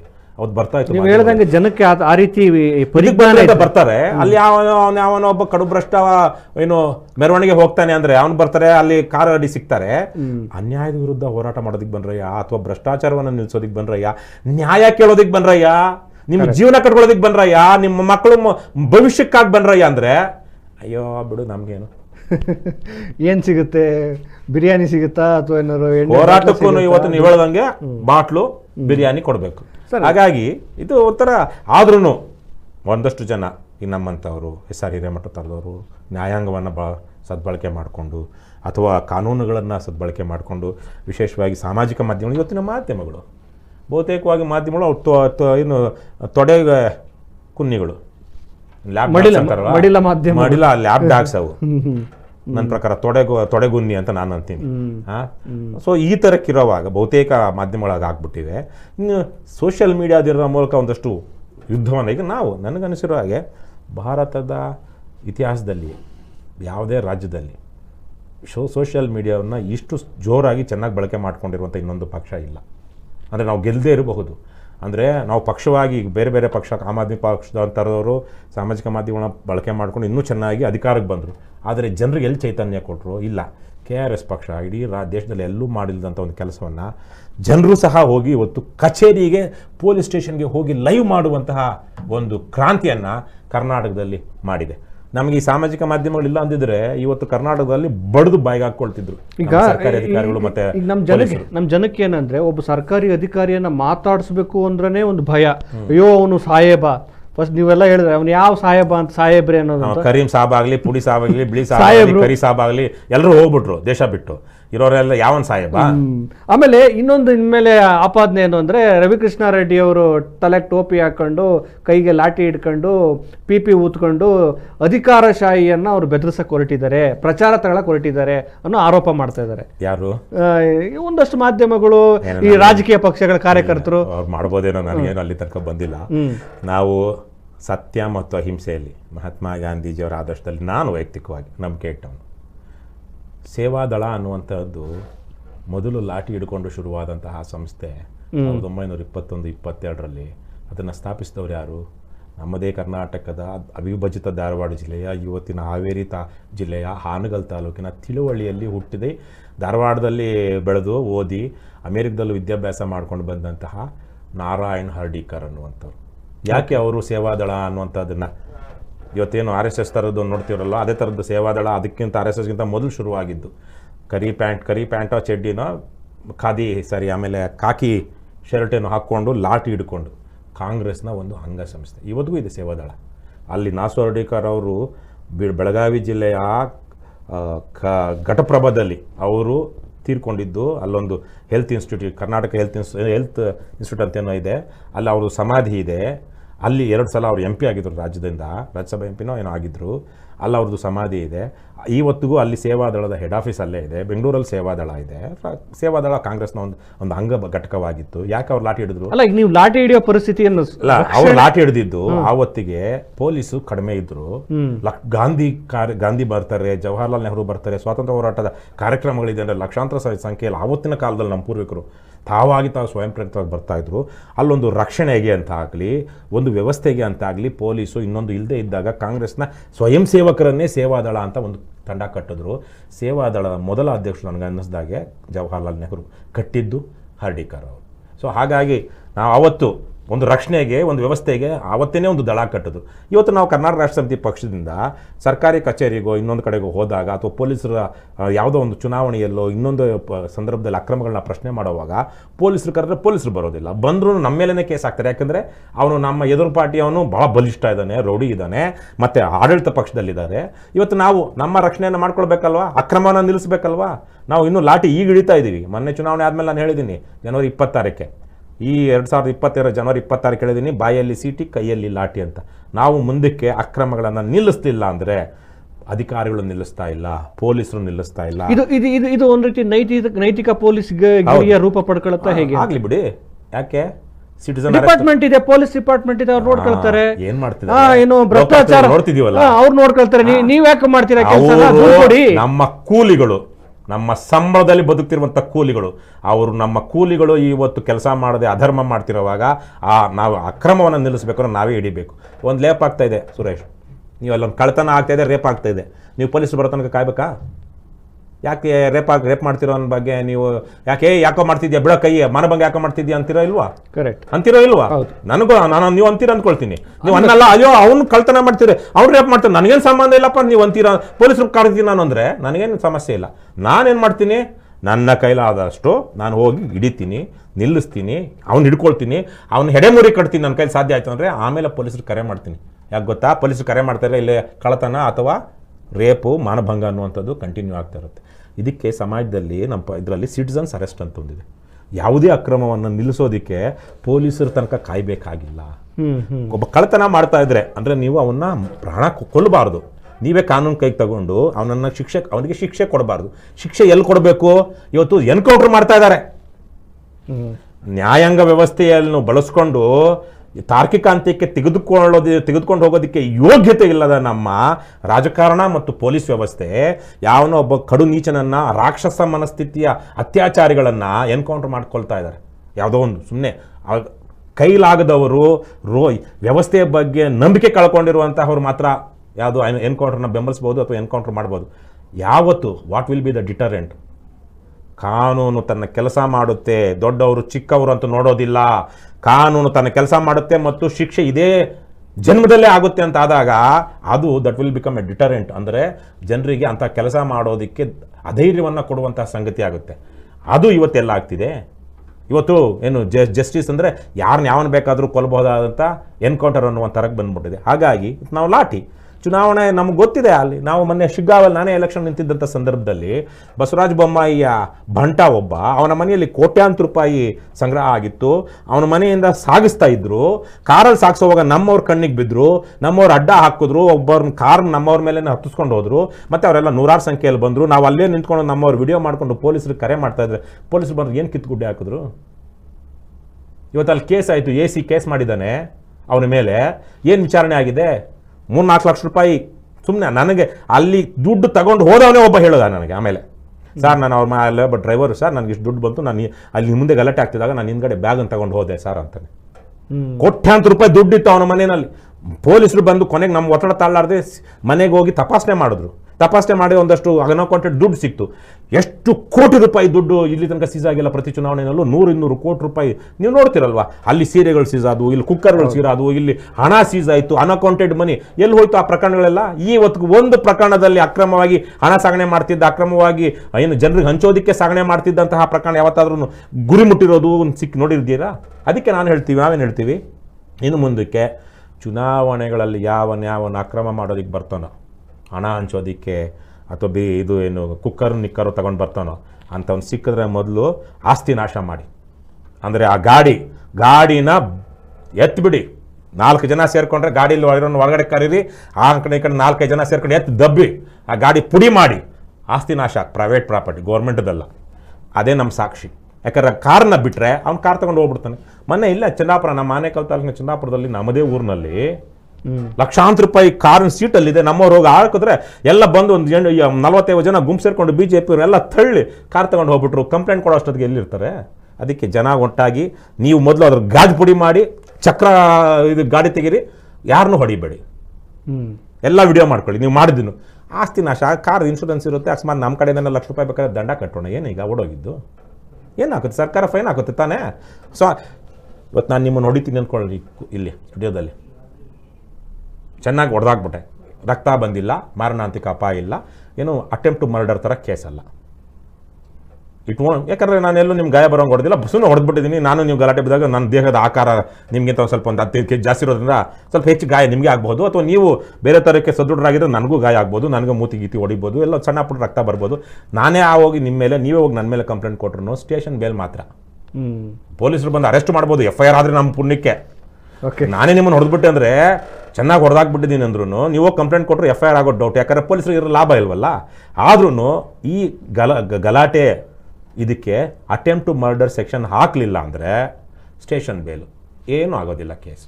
ಹಾಗಾಗಿ ನಾವು ಅಂಥ ಕಡೆಗಳಲ್ಲಿ ಲಾಠಿ ಇಟ್ಕೊಂಡಿರೋದು ಏನಕ್ಕೆ? ಸತ್ಯ ನ್ಯಾಯಕ್ಕಾಗಿ. ಶಸ್ತ್ರ ಯಾಕೆ ಹಿಡಿತಾರೆ? ಒಂದು ಅಧಿಕಾರಕ್ಕಾಗಿ, ಇಲ್ಲ ಲಾಭಕ್ಕಾಗಿ, ಇಲ್ಲ ಅನ್ಯಾಯವನ್ನು ವಿರೋಧಿಸೋದಕ್ಕಾಗಿ ಅಲ್ವಾ? ಯಾವ ಕಾರಣಕ್ಕಾಗಿ ಹಿಡಿತಿದ್ದೀವಿ ಅಂತ. ನ್ಯಾಯದಂಡವನ್ನು, ಧರ್ಮದಂಡವನ್ನು ಯಾವಾಗಲೂ ನ್ಯಾಯಕ್ಕಾಗಿ, ಧರ್ಮಕ್ಕಾಗಿ ಹಿಡಿಬೇಕು. ಇವತ್ತು ನನಗಂತೂ ನಾನು ಮೊನ್ನೆ ಬರೆದಿದ್ದೆ, ನೀವು ನೋಡಿರ್ಬೇಕು, 4-5 ವರ್ಷಗಳಿಂದ ಸಿಕ್ಕಾಪಟ್ಟೆ ವೈರಲ್ ಆಗಿತ್ತು. ನಾವು ಕೊಟ್ಟಂತಹ ದೂರುಗಳಲ್ಲಿ, ಕರ್ನಾಟಕ ರಾಷ್ಟ್ರ ಸಮಿತಿ ಪಕ್ಷ ಸೇರಿದಂತೆ ನಾನು ಸೇರಿದಂತೆ ಕೊಟ್ಟಂಥ ದೂರುಗಳಲ್ಲಿ ಇಲ್ಲಿ ತನಕ ನ್ಯಾಯ ಕೊಡಿಸಿರುವಂತಹ ಒಬ್ಬ ಪೊಲೀಸ್ ಅಧಿಕಾರಿ ನಮಗಿಲ್ಲ. ಎಷ್ಟು ದೂರುಗಳು ಕೊಟ್ಟಿದ್ದೀವಿ. ನಮ್ಮ ಮೇಲೆ ಬಂದಿರೋ ದೂರುಗಳಲ್ಲಿ ನಾವು ಅಲ್ದಾಡ್ತಿದ್ದೀವಿ. ನಾವು ಕೊಟ್ಟಿರೋ ದೂರುಗಳಿಗೆ ಅಯೋಗ್ಯರು, ನೀಚರು, ಅಲ್ಕಾಗಳು NCR ಕೂಡ ಹಾಕೋದಿಲ್ಲ, ಕೇಸೇ ತಗೊಳ್ಳೋದಿಲ್ಲ. ಮತ್ತು ಹಿಂಗೆ ಹೋರಾಟ ಮಾಡ್ತೀರಾ? ಆಗಲೇ ನಾನು ಹೇಳ್ದಂಗೆ ಸಿಟಿಸನ್ಸ್ ಅರೆಸ್ಟು, ರಾಜ್ಯ, ಈ ಪೊಲೀಸರು, ಅಧಿಕಾರಿಗಳು, ನ್ಯಾಯಾಂಗ ನಮಗೆ ನ್ಯಾಯ ಕೊಡದೇ ಇರುವಂಥ ಸಂದರ್ಭದಲ್ಲಿ ಹೇಗೆ ಫೈಟ್ ಮಾಡ್ತೀರಾ? ನೀವು ಅಧಿಕಾರಿಶಾಹಿ ವಿರುದ್ಧ ತಿರುಗಿ ಬೀಳ್ತೀರಿ, ಆದರೆ ಪೊಲೀಸ್ನವರು ಇನ್ಯಾರ್ದೋ ಆದೇಶವನ್ನು ಕಾಯಬೇಕಲ್ಲ, ಅದನ್ನು ಅರ್ಥ ಮಾಡ್ಕೋಬೇಕಲ್ಲ. ಅರ್ಥ ಮಾಡ್ಕೊಳ್ಳೋ ದರ್ದು ನನಗೇನಿದೆ? ಸಂಬಳ ತಗೊಳ್ತಿರೋ ನಾವನ್ನು ಸಂವಿಧಾನದ ಮೇಲೆ ಹಣ ಇಟ್ಟು ನಾನು ಈ ರಾಜ್ಯದ, ದೇಶದ ಸಾರ್ವಭೌಮತೆಯನ್ನು ಕಾಪಾಡ್ತೀನಿ, ಸಂವಿಧಾನದ ಅನುಸಾರವಾಗಿ ಕೆಲಸ ಮಾಡ್ತೀನಿ ಅಂತ ಪ್ರಮಾಣ ಮಾಡಿ ಏನು 50,000 ಲಕ್ಷ ರೂಪಾಯಿ ಸಂಬಳ ತಗೊಳ್ತಿರೋ ಕುನ್ನಿ ಯಾವುದು? ಯಾಕೆ ನಾವು ಅವರನ್ನು ಪ್ರಶ್ನೆ ಮಾಡಬಾರ್ದು? ಇದೇ ಗತ್ತಲ್ಲೇ ಒಬ್ಬ ಶಾಸಕನನ್ನೋ, ಒಬ್ಬ ಸಚಿವನನ್ನೋ, ಮುಖ್ಯಮಂತ್ರಿಯನ್ನೋ ಪ್ರಶ್ನೆ ಮಾಡಿ ಸ್ವಾಮಿ, ಅವ್ರು ಸಿಗದೇ ಇಲ್ವಾ ನಿಮ್ ಕೈಗೆ? ಹೌದು, ಸಿಗಲ್ಲ. ಯಾಕೆ ಗೊತ್ತಾ?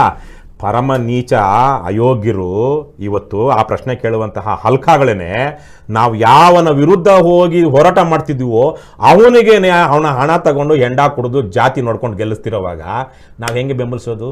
ಬನ್ನಿ, ಯಾರ್ಯಾರು ಅಂತಿದಾರಲ್ವಾ ಬರಲಿ ನಮ್ಮ ಜೊತೆಗೆ. ನಾವು ನೋಡಿ 4 ವರ್ಷದಿಂದ 2021ರಲ್ಲಿ BJP ಸರ್ಕಾರದಲ್ಲಿ ಅಬಕಾರಿ ಸಚಿವ ಆಗಿದ್ದಂತಹ ಗೋಪಾಲಯ್ಯನ ಮೇಲೆ ನಾವು ಕೇಸ್ ಹಾಕಿದ್ವಿ, ACBನಲ್ಲಿ ದೂರು ದಾಖಲಿಸಿದ್ವಿ. ನೆನ್ನೆಗೆ ಸರಿಯಾಗಿ 1 ವರ್ಷ. ಇವತ್ತಿನ ನನ್ನ ಫೇಸ್ಬುಕ್ಕಲ್ಲಿ ನೋಡಿದ್ರೆ ಕಾಮೆಂಟ್ ಹಾಕಿದ್ದೀನಿ, ಸರಿಯಾಗಿ 2021 ಇವತ್ತಿನ ಮಾಧ್ಯಮದಲ್ಲಿ 2021 ಜೂನ್ 24ರ ಮಾಧ್ಯಮಗಳಲ್ಲಿ ವರದಿಯಾಗಿದೆ ನಾವು ಹಾಕಿರೋ ಪ್ರಕರಣ. ಎಲ್ಲಿಗೋಗಿದೆ? ಅದೇ ಗೋಪಾಲಯ್ಯ ಮತ್ತೆ ಶಾಸಕನಾಗಬಹುದು, ಮತ್ತೆ ಮಿನಿಸ್ಟ್ರು ಆಗಬಹುದು, ಇವತ್ತು ತಿಮ್ಮಾಪುರ ಅನ್ನೋರು ಆಗ್ಬೋದು. ಯಡಿಯೂರಪ್ಪ ಜೈಲಿಗೆ ಹೋಗಿ ಬಂದಂಥ ಯಡಿಯೂರಪ್ಪ MLA ಮಾಡ್ತೀರಾ, ಮಿನಿಸ್ಟ್ರು ಮಾಡ್ತೀರಾ. DK ಶಿವಕುಮಾರ್ ರಾಜ್ಯದ ಅತ್ಯಂತ ಕಡುಭ್ರಷ್ಟರಲ್ಲಿ ಒಬ್ರು ಅವ್ರನ್ನ ಮಾಡ್ತೀರಾ. ಸಿದ್ದರಾಮಯ್ಯ ಅಂತ ಕಡುಭ್ರಷ್ಟರನ್ನ ಮಾಡ್ತೀರಾ. ಕುಮಾರಸ್ವಾಮಿ ಅಂತ ಮಾಡ್ತೀರಾ. ನಾವು ಅವ್ರ ವಿರುದ್ಧ ಹೋಗಿ ಹೋರಾಟ ಮಾಡಿದ್ರೆ ನಾವು ಅವ್ರ ಮೇಲೆ ಕಾನೂನಾತ್ಮಕ ಹೋರಾಟ ಮಾಡ್ಬೋದು. ಅದೇ ಬೀದಿಯಲ್ಲಿ ಮಾಡಿದ್ರೆ ಬಿಡ್ತೀರಾ ನೀವು? ಜಾತಿ ಅವನು ಈಗ ನೋಡಿ ಒಂದು ವಿಚಾರ, ನಮ್ಮಲ್ಲಿ ಜಾತಿ ಅನ್ನೋದು ಈ ಪ್ರಶ್ನೆ ಕೇಳ್ತಿರೋಂಥವ್ರಲ್ಲಿ ಎಷ್ಟು ಜನಕ್ಕಿದೆ. ನಮ್ಮ ಪಕ್ಷದಲ್ಲಂತೂ ನಾವು ಭಾಳ ಸಂತೋಷವಾಗಿದ್ದೀವಿ, ಖುಷಿಯಾಗಿದ್ದೀವಿ, ನೆಮ್ಮದಿಯಾಗಿದ್ದೀವಿ. ಯಾಕಂದ್ರೆ ನಮ್ಮಲ್ಲಿ ಜಾತಿ ಕುಲ ಮತ ಭೇದ ಯಾವ ವಿಚಾರಕ್ಕೂ ಮಾಡೋದಿಲ್ಲ ನಾವು. ಆದರೆ ಇವತ್ತು ಕುಮಾರಸ್ವಾಮಿ ವಿರುದ್ಧ ನೀವು ಒಂದು ಆರೋಪ ಮಾಡಿ ಒಂದು ಪರ್ಟಿಕ್ಯುಲರ್ ಜಾತಿಯವರೆಲ್ಲ ಬಂದುಬಿಡ್ತಾರೆ. ಸಿದ್ದರಾಮಯ್ಯನ ವಿರುದ್ಧ ಆರೋಪ ಮಾಡಿ ಒಂದು ಪರ್ಟಿಕ್ಯುಲರ್ ಜಾತಿಯವರೆಲ್ಲ ಬಂದು ನಿಮ್ಮನ್ನು ಆನ್ಲೈನಲ್ಲಿ ಬೈಯೋದಕ್ಕೆ ಶುರು ಮಾಡ್ತಾರೆ. ಯಡಿಯೂರಪ್ಪನ ವಿರುದ್ಧ ಪ್ರಶ್ನೆ ಮಾಡಿ ಮಾತಾಡಿ ಒಂದು ಪರ್ಟಿಕ್ಯುಲರ್ ಜಾತಿಯವರೆಲ್ಲ ಬಂದು ಪ್ರಶ್ನೆ ಮಾಡೋಕ್ಕೆ ಶುರು ಮಾಡಿಬಿಡ್ತಾರೆ, ಅಥವಾ ನಿಮ್ಮನ್ನು ಮಾಡೋದಕ್ಕೆ ಮಾಡ್ತಾರೆ. ನೀವು ಮಾಡಿದ್ರೆ ತಪ್ಪು, ನನ್ನ ಜಾತಿಯನ್ನು ಮಾಡಿದ್ರೆ ಮಾತ್ರ ತಪ್ಪಲ್ಲ. ಇವತ್ತು ಸಮಾಜದಲ್ಲಿ ಆ ಮಟ್ಟಕ್ಕೆ ಅಪ್ರಾಮಾಣಿಕತೆ ಇದೆ. ಹಾಗಾಗಿ ನಾವು ಒಂದು ಬಲವನ್ನು ಪಡ್ಕೊಳ್ತಾ ಇದ್ವಿ. ಜನರನ್ನ ಆದಷ್ಟು ಜಾತಿಯಿಂದ, ಮತಗಳ ಕಪಿಮುಷ್ಟಿಯಿಂದ, ಅವೈಚಾರಿಕತೆಯಿಂದ, ಅಜ್ಞಾನದಿಂದ, ಅಸತ್ಯದಿಂದ ಹೊರಗೆ ತಂದು ಪ್ರಾಮಾಣಿಕವಾಗಿರುವಂಥ ಒಂದು ಹೋರಾಟದ ಗುಂಪನ್ನು ಕಟ್ಟೋದಕ್ಕೆ ಪ್ರಯತ್ನ ಪಡ್ತಿದ್ದೀವಿ. ಆಗ ಇದಕ್ಕೆ ಬೆಂಬಲ ಬರುತ್ತೆ ಅಂದಾಗ ನಾನು ಕರ್ನಾಟಕದಲ್ಲಿ ನೀವು ನೋಡಿ, ಜನಾರ್ದನ್ ರೆಡ್ಡಿ ಅನ್ನುವಂತಹ ತಿರುಪತಿ ತಿಮ್ಮಪ್ಪನಿಗೆ 40 ಕೋಟಿ ರೂಪಾಯಿ ಟೋಪಿ ಇಟ್ಟಂಥ ವ್ಯಕ್ತಿ ಹೋಗಿ ಗಂಗಾವತಿ ಅನ್ನುವಂಥ ತನ್ನದಲ್ಲದ ಊರಿನಲ್ಲಿ ಗೆಲ್ತಾನೆ ಅಂದರೆ ಜನ ಇನ್ಯಾವ ಮಟ್ಟಕ್ಕೆ ಭ್ರಷ್ಟರಾಗಿರಬಹುದು ಯೋಚನೆ ಮಾಡಿ. ಗಂಗಾವತಿಗೂ ಜನಾರ್ದನ್ ರೆಡ್ಡಿಗೂ ಏನು ಸಂಬಂಧ? ಮತ್ತು ಜನಾರ್ದನ್ ರೆಡ್ಡಿ ತರದವರು, ಶಿವಕುಮಾರ್ ತರದವರು, ಕುಮಾರಸ್ವಾಮಿ ತರದವರು, ಯಡಿಯೂರಪ್ಪನ ತರದವರು ಅಪ್ಪನ ಸಹಿಯನ್ನು ಮಗನೇ ಸೈನ್ ಮಾಡಿ ಅಪ್ಪನಿಗೆ ಜೈಲಿಗೆ ಹೋಗೋದಕ್ಕೆ ಕಾರಣ ಅಂತ ಇವತ್ತಿನ BJP ಪಕ್ಷದ ರಾಜ್ಯಾಧ್ಯಕ್ಷ ವಿಜಯೇಂದ್ರರ ಮೇಲೆ BJPಯವರೇ ಆರೋಪ ಮಾಡ್ತಿದ್ದಾರೆ ಅಲ್ವಾ? ಇಂಥವರೆಲ್ಲ ರಾಜಕೀಯದಲ್ಲಿ ಇರಬೇಕು ಅಂದರೆ ಇದ್ದಾರೆ ಅಂದರೆ ಯಾರು ಕಾರಣ? ನಾನು ಇವತ್ತಿಷ್ಟು ಮಾತ್ರ ಮಾತಾಡ್ತಿದ್ದೀನಿ. ನೀವು ಹೇಳಿದ್ರಲ್ವ ಶಾಸಕರ ಬಗ್ಗೆ, ನಮ್ಮಷ್ಟು ಧೈರ್ಯವಾಗಿ ಕೆಚ್ಚಿನಿಂದ ಮಾತಾಡುವಂಥವ್ರಾದರೂ ಯಾರಿದ್ದಾರೆ? ಹೋರಾಟ ಬಿಟ್ಬಿಡಿ. ಜನ ನಮ್ಮನ್ನು ಬೆಂಬಲಿಸ್ದಿರ ಬೇಕಾದ್ರೆ ನಮ್ಮನ್ನೇ ಹೊಳೆ ನರಸೀಪುರದಲ್ಲಿ ಇಡೀ ದೇವೇಗೌಡರ ಸಂತಾನದ ವಿರುದ್ಧ ಹೋರಾಟ ಕಟ್ಟಿ ಹೊಳೆ ನರಸೀಪುರಕ್ಕೆ ಹೋಗಿ ಕಾಲಿಟ್ಟು ಬಂದವರು ನಾವು KRS ಪಕ್ಷದವರು. ಕಲ್ಲೆಟೆಲ್ಲ ಬಿತ್ತು, ಗಾಯಗಳಾಯಿತು, ನಮ್ಮ ಗಾಡಿಗಳೆಲ್ಲ ಹೊಡೆದ್ರು. ಸುಮಾರು 5,000 ಜನ ಸೇರಿದ್ರು. ಅವತ್ತು ಪೊಲೀಸರು ಪುಣ್ಯಾತ್ಮ ಯಾವನೊಬ್ಬ ಏನು ತಮ್ಮಯ್ಯ ಅಂತಲೋ ಏನೋ ಅವರು ಕೊಡಗಿನವರು DYSP ಗಣಪತಿ ಇದ್ರಲ್ಲ ಅವರಣ್ಣ ASP ಅವ್ರು ಬಂದು ನಮ್ಮನ್ನು ಒಂದು ರೀತಿಯಲ್ಲಿ ಬಚಾವ್ ಮಾಡಿದ್ದು ಪುಂಡ್ರು ಪೋಖ್ರಗಳಿಂದ. ಯಾವನೋ ಒಬ್ಬ ಹಲ್ಕಾ ಇದ್ದ ಅಲ್ಲಿ ಮುರಳೀಧರ್ DYSP ನನ್ನನ್ನು ಎಳ್ಕೊಂಡು ಹೋಗಿ ಜನರಿಗೆ ಬಿಸಾಕ್ಬಿಡ್ತಾ ಇದ್ದ. ಇನ್ನು 10 ಅಡಿ ದೂರದಲ್ಲಿ ಗೇಟ್ ಇತ್ತು. ಗೇಟು ಜನ ಕಾಯ್ತಾ ಇದ್ರು ನನ್ನನ್ನು ಹೊಡಿಬೇಕು ಅಂತ. ನಮ್ಮವರೆಲ್ಲ ಗಾಬರಿ ಆಗಿದ್ರೆ ನೆಳ್ಕೊಂಡೋಗ್ಬಿಟ್ಟು ಅಷ್ಟೊತ್ತಿಗೆ ಅವ್ನು ದೇವ್ರ ಥರ ಬಂದ. ಏನಾಗ್ತಿತ್ತು I don't give a damn about some certain consequences. But ಆ ತಮ್ಮಯ್ಯ ಬಂದು ನನ್ನ ಅಲ್ಲೇ ಅಡ್ಡ ಹಾಕಿ ಅವನ್ನ ಮುರಳೀಧರನ್ನ ನಮ್ಮನ್ನು ಕರ್ಕೊಂಡು ಬಂದು ಸೇಫಾಗಿ ಕಳಿಸೋದಕ್ಕೆ ಪ್ರಯತ್ನ ಪಟ್ಟರು. ಕಾಂಗ್ರೆಸ್ನವರಿಗೆ ಅಲ್ಲಿ ಹೋಗಿ ಒಂದು ಸಭೆ ಮಾಡೋ ಹೇಳ್ತಾರೆ. ನನಗೆ ಪತ್ರಕರ್ತರು ಹೇಳಿದ್ದು, ಬೇರೆ ಯಾರೂ ಅಲ್ಲ, ಬೇರೆ BJP ಅವರು ಕಾಂಗ್ರೆಸ್ ಅವರು ಹೇಳೋದು. 5 ಜನ ಕಾಂಗ್ರೆಸ್ ಅವರು ಹೊಳೆ ನರಸೀಪುರದಲ್ಲಿ ಮನೆಗೆ ಓಟ್ ಕೇಳಬೇಕು ಅಂತ ಹೋದರೆ 10 ಜನ ಪೊಲೀಸರು ಜೊತೆಗಿರಬೇಕಿತ್ತಂತೆ. ಆ ಮಟ್ಟಿನ ಗೂಂಡಾ ರಾಜ್ಯ ಆಗಿತ್ತು ಹೊಳೆ ನರಸೀಪುರ. ನಾವು ಹೋಗಿ ಅಲ್ಲೆಲ್ಲ ಚಾಲೆಂಜ್ ಮಾಡಿ ಬಂದಿದ್ದೀವಲ್ಲ, ಇನ್ಯಾವ ಥರ ಚಾಲೆಂಜ್ ಮಾಡಬೇಕು? ಯಡಿಯೂರಪ್ಪ ಸೋಮಣ್ಣ ಇಂಥವ್ರನ್ನ ಕೋರ್ಟಿನ ಕಟಕಟೆಯಲ್ಲಿ 11 ವರ್ಷಗಳಿಂದನೇ ನಿಲ್ಲಿಸಿದ್ದೆ ನಾನು. ಏನು ಸಿಕ್ತು ನಮಗೆ? ಏನು ಬೆಂಬಲ ಕೊಟ್ಟಿದ್ದೀರಿ ನೀವು ಕೇಳೋ ಅಂಥವ್ರು? ಅದೇ ಶಾಸಕರನ್ನ ಕೇಳಿ. ಅಟ್ಲೀಸ್ಟ್ ಅಧಿಕಾರಿ ನನ್ನ ನನ್ನ ಕೂಲಿಯಲ್ಲಿ ಬದುಕ್ತಿರುವಂಥವನು, ಶಾಸಕ ಭ್ರಷ್ಟ ರಾಜಕಾರಣಿ ನಿಮ್ಮ ಬೆಂಬಲದಿಂದ ಬದುಕ್ತಿರುವಂತಹ ಅಧರ್ಮಿ, ಆ ಪ್ರಶ್ನೆ ಕೇಳುವಂಥವ್ರಿಗೆ. ಆದರೆ ಅವನು ನನ್ನ ಕೂಲಿ, ನನ್ನ ಬೆಂಬಲ ಅವನಿಗಿಲ್ಲ, ಅವನಿಗೆ ನಾನೇನು ಮಾಡೋದಕ್ಕಾಗೋದಿಲ್ಲ. ಆದರೆ ಒಬ್ಬ ಅಧಿಕಾರಿ ಆದವನು, ಸಂವಿಧಾನವನ್ನು ನಾನು ಒಪ್ಕೊಂಡಿರುವಂಥ ಅವನು ಒಪ್ಕೊಂಡಿರೋ ಸಂವಿಧಾನದ ಪರವಾಗಿ ಕೆಲಸ ಮಾಡಬೇಕಾಗಿರೋನು, ನನ್ನ ಕೂಲಿಯಲ್ಲಿ ಬದುಕ್ತಿರೋನು, ಮತ್ತು ಅವನ ಪ್ರಶ್ನೆ ಕೇಳುವಂಥ ಹಕ್ಕು ನನಗೆ ಸಂವಿಧಾನ ಕೊಟ್ಟಿದೆ, ಮತ್ತು ನಾನು ಅವನ ವಿರುದ್ಧ ಕೋರ್ಟ್ಗೂ ಹೋಗ್ಬೋದು. ಆದರೆ ಭ್ರಷ್ಟ ರಾಜಕಾರಣ ವಿರುದ್ಧ ನಾವು ಯಾವ ಕೋರ್ಟ್ಗೆ ಹೋಗ್ತೀವಿ? ಜನತಾ ನ್ಯಾಯಾಲಯಕ್ಕೆ. ಜನತಾ ನ್ಯಾಯಾಲಯಕ್ಕೆ ಏನು ಸಿಗ್ತಾ ಇದೆ? ನಮ್ಮಂಥವರಿಗೆ ಚಪ್ಪಲಿ ತಗೊಂಡು ಜನತಾ ನ್ಯಾಯಾಲಯದಲ್ಲಿ ಹೊಡಿತಾ ಇದ್ದಾರೆ. ಚಪ್ಪಲಿ ತಗೊಂಡು ಜನತಾ ನ್ಯಾಯಾಲಯದಲ್ಲಿ ತೀರ್ಪು ಕೊಡಬೇಕಾಗಿರುವಂಥ ಜನರು ನಮ್ಮನ್ನು ಹೊಡಿತಾ DK ಶಿವಕುಮಾರ್ ಅಂಥವ್ರನ್ನ, ಜನಾರ್ದನ್ ರೆಡ್ಡಿ ಅಂಥವ್ರನ್ನ, ಕಟ್ಟಾ ಸುಬ್ರಹ್ಮಣ್ಯ ನಾಯ್ಡು ಅಂಥವ್ರನ್ನ, ಕೃಷ್ಣೇಶ್ ಶೆಟ್ಟಿ ಅಂಥವ್ರನ್ನ, ಸಂಪಂಗಿ ಅಂಥವ್ರನ್ನ, ಸಿದ್ದರಾಮಯ್ಯ ಅಂಥವ್ರನ್ನ, ವಿಜೇಂದ್ರ ಅಂಥವ್ರನ್ನ ಲಕ್ಷಗಳ ಸಂಖ್ಯೆಯ ಬಹುಮತದಲ್ಲಿ ಗೆಲ್ಲಿಸ್ತಿದ್ದಾರೆ. ಇವತ್ತು ಯಾರ್ದು ತಪ್ಪು ಸ್ವಾಮಿ? ನಮಗೇನು ಧೈರ್ಯ ಇಲ್ಲ ಅಂದ್ಕೊಂಡಿದ್ದೀರಾ? MLAಗಳನ್ನ ಪ್ರಶ್ನೆ ಮಾಡೋ ಧೈರ್ಯ ತಾಕತ್ತು ನಮಗಿಲ್ಲ ಅಂದ್ಕೊಂಡಿದ್ದೀರಾ? ಪ್ರಶ್ನೆ ಮಾಡೋದಕ್ಕೆ ಅಲ್ಲಿ ಹೋದಾಗ ಅವರು ಗೂಂಡಾಗಳನ್ನು ಬಿಡ್ತಾರೆ, ಪೊಲೀಸರು ಬಡಿತಾರೆ ನಮ್ಮನ್ನು, ಅಲ್ಲೇ ನ್ಯಾಯ ನೀತಿ ಇರುತ್ತೆ, ನೀವು ಬಂದು ರಕ್ಷಣೆ ಕೊಡ್ತೀರಾ? ಅದೇ ಅಟ್ಲೀಸ್ಟ್ ವಿಡಿಯೋ ಇದ್ರೂ ಏನು ಮಾಡ್ಕೊಳ್ಳೋದಕ್ಕಾಗೋದಿಲ್ಲ. ಅಟ್ಲೀಸ್ಟ್ ನಾವು ಸರ್ಕಾರಿ ಅಧಿಕಾರಿಗಳ ಹತ್ರ ಹೋದಾಗ, ಆದರೆ ಇದೇ ಸರ್ಕಾರಿ ಅಧಿಕಾರಿಗಳೇ ಮಾಡೋ ತಪ್ಪನ್ನು ನಾವು ತೋರಿಸಿದಾಗ ನಮಗೊಂದಷ್ಟು ಶಕ್ತಿ ಇದೆ, ಮುಂದಕ್ಕೆ ಅದು ಬರುತ್ತೆ. ಇವತ್ತು ಹೇಳಿದಿರಲ್ಲ, ಜನ ಜಾಸ್ತಿ ಆದಷ್ಟು ಒಬ್ಬ MLAನೋ ಶಾಸಕನೋ ಮಿನಿಸ್ಟರ್ ಬರ್ತಾರೆ, ಕಳ ಕಳ ಕಳ ಕಳ ತೂಕಳ ಚೀಕಳ ಅನ್ನುವಂಥ ಸ್ಥಿತಿಯನ್ನು ನಾವು ತಲುಪ್ತೀವಿ. ಆ ಮಟ್ಟಿಗೆ ಜನ ಇದು ಸಿದ್ಧ ಆಗ್ತಾರೆ. ಈ ಹೊತ್ತಿಗೆ ನಾವು ಇಷ್ಟೇ ಮಾಡೋಕ್ಕಾಗಿರೋದು, ಜನ ರೆಡಿ ಆಗಬೇಕು. ಜನ ಅಮೇಧ್ಯ ತಿನ್ನೋದು, ವಿಶೇಷವಾಗಿ ಭ್ರಷ್ಟ ದುಷ್ಟ ರಾಜಕಾರಣಿಗಳಿಗೆ ಹಣಕ್ಕೆ ಹೆಂಡಕ್ಕೆ ಓಟ್ ಹಾಕಿ ಅವನು ನಮ್ಮ ಜಾತಿಯವನು ಅನ್ನುವ ಏಕೈಕ ಕಾರಣಕ್ಕಾಗಿ ಅತ್ಯಾಚಾರಿಗೆ ಕೊಲೆಗಡುಕನಿಗೆ ಬೆಂಬಲಿಸುವಂಥ ಮನಸ್ಥಿತಿ ಇದೆಯಲ್ಲ, ಅದು ಬದಲಾದಾಗ ನಾವು ಸಿದ್ಧ ಆಗ್ತೀವಿ. ಜನರ ಭಾವನೆ, ವ್ಯವಸ್ಥೆಯಲ್ಲಿನ ಭ್ರಷ್ಟಾಚಾರ, ಆಮೇಲೆ ನಿಮ್ಮ ಹೋರಾಟ ಇದೆಲ್ಲ, ನೀವೊಂದು ಪಕ್ಷದ ಅಧ್ಯಕ್ಷರಾಗಿದ್ದೀರಿ ಮತ್ತು ಹೋರಾಟಗಾರರ ಕೆಲಸ ಮಾಡ್ತಿದ್ದೀರಿ. ಸದ್ಯದ ಈ ಕಾಂಗ್ರೆಸ್ ಪಕ್ಷದ ಆಡಳಿತವನ್ನು ನೋಡಿದಾಗ ಏನು ಅನಿಸುತ್ತೆ? ಯಾವ ರೀತಿ ಈಗ ನಾವೆಲ್ಲ ಗ್ಯಾರಂಟಿಗಳ ಮೂಲಕ ಜನರ ಅಭ್ಯುದಯ ಮಾಡಿದ್ದೀವಿ ಅಂತೇಳಿ ಭಾಷಣಗಳಲ್ಲಿ ಹೇಳ್ತಾ ಇದ್ದಾರೆ. ಪ್ರಾಮಾಣಿಕವಾಗಿ ನೀವು ನೋಡಿದಾಗ ಏನು ಅನಿಸುತ್ತೆ? ಈ ಆಡಳಿತ ಹೇಗಿದೆ ಅಂತ ನಿಮ್ಗೇನು ಅನಿಸುತ್ತೆ? ನಾವು ಪ್ರತಿನಿತ್ಯ ಅಂತೂ ಟೀಕೆ ಮಾಡ್ತಾನೆ ಇರ್ತೀವಿ. ಹಗರಣಗಳ ಆರೋಪ ಬರ್ತಾ ಇದೆ. ಗ್ಯಾರಂಟಿ ಯೋಜನೆಗಳ ಮೂಲಕ ಜನರನ್ನು ಒಂದು ರೀತಿ ಏನು ಭ್ರಮೇಲಿ ತಿಳಿಸೋ ಪ್ರಯತ್ನಗಳು ಆಗ್ತಾ ಇದ್ದಾವೆ.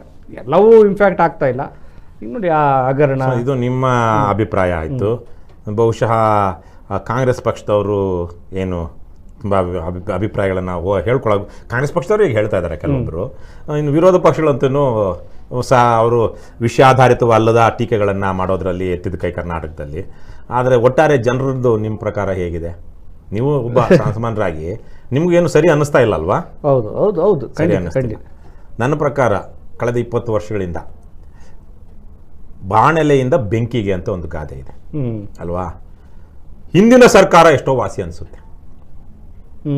ಆವತ್ತಿಗೆ ಬೆಂಕಿಲೇ ಇದ್ವಿ, ಆದರೆ ಅದೇನೋ ಬೆಂಕಿ ಇದು ಮತ್ತೆ ಇನ್ನೊಂದ್ಸಲ ಬಾಣ್ಲೆ ತರ ಕನ್ಸಿ ಇನ್ನೊಂದು ಬೆಂಕಿಗೆ ಆರ್ತಾ ಇದೀವಿ ಅಷ್ಟೇ. ಈಗ ಲಾಸ್ಟ್ ಟೈಮ್ ನೋಡಿ, ಹಿಂದಿನ ಸರ್ಕಾರವನ್ನ ವಿರೋಧಿಸಿ PSCM 40% ಸರ್ಕಾರ ಅಂತೇಳಿ ಅದಕ್ಕೆ ಹೇಳ್ಕೊಂಡು ಅಧಿಕಾರಕ್ಕೆ ಬಂದ್ರು. ಈಗ ಈ ಸರ್ಕಾರ ಮಾಡ್ತಿರೋದು ಅದೇ PSI ಸ್ಕ್ಯಾಮ್ ಅಲ್ಲಿ ಅವನು 2 ಕೋಟಿಗೆ ಒಂದೊಂದು SI ಮಾಡ್ಕೊಂಡಿದ್ದವನ್ನ ಸರ್ಕಾರ ಇವತ್ತು ಮತ್ತೆ ರೀಇನ್ಸ್ಟೇಟ್ ಮಾಡಿದೆ.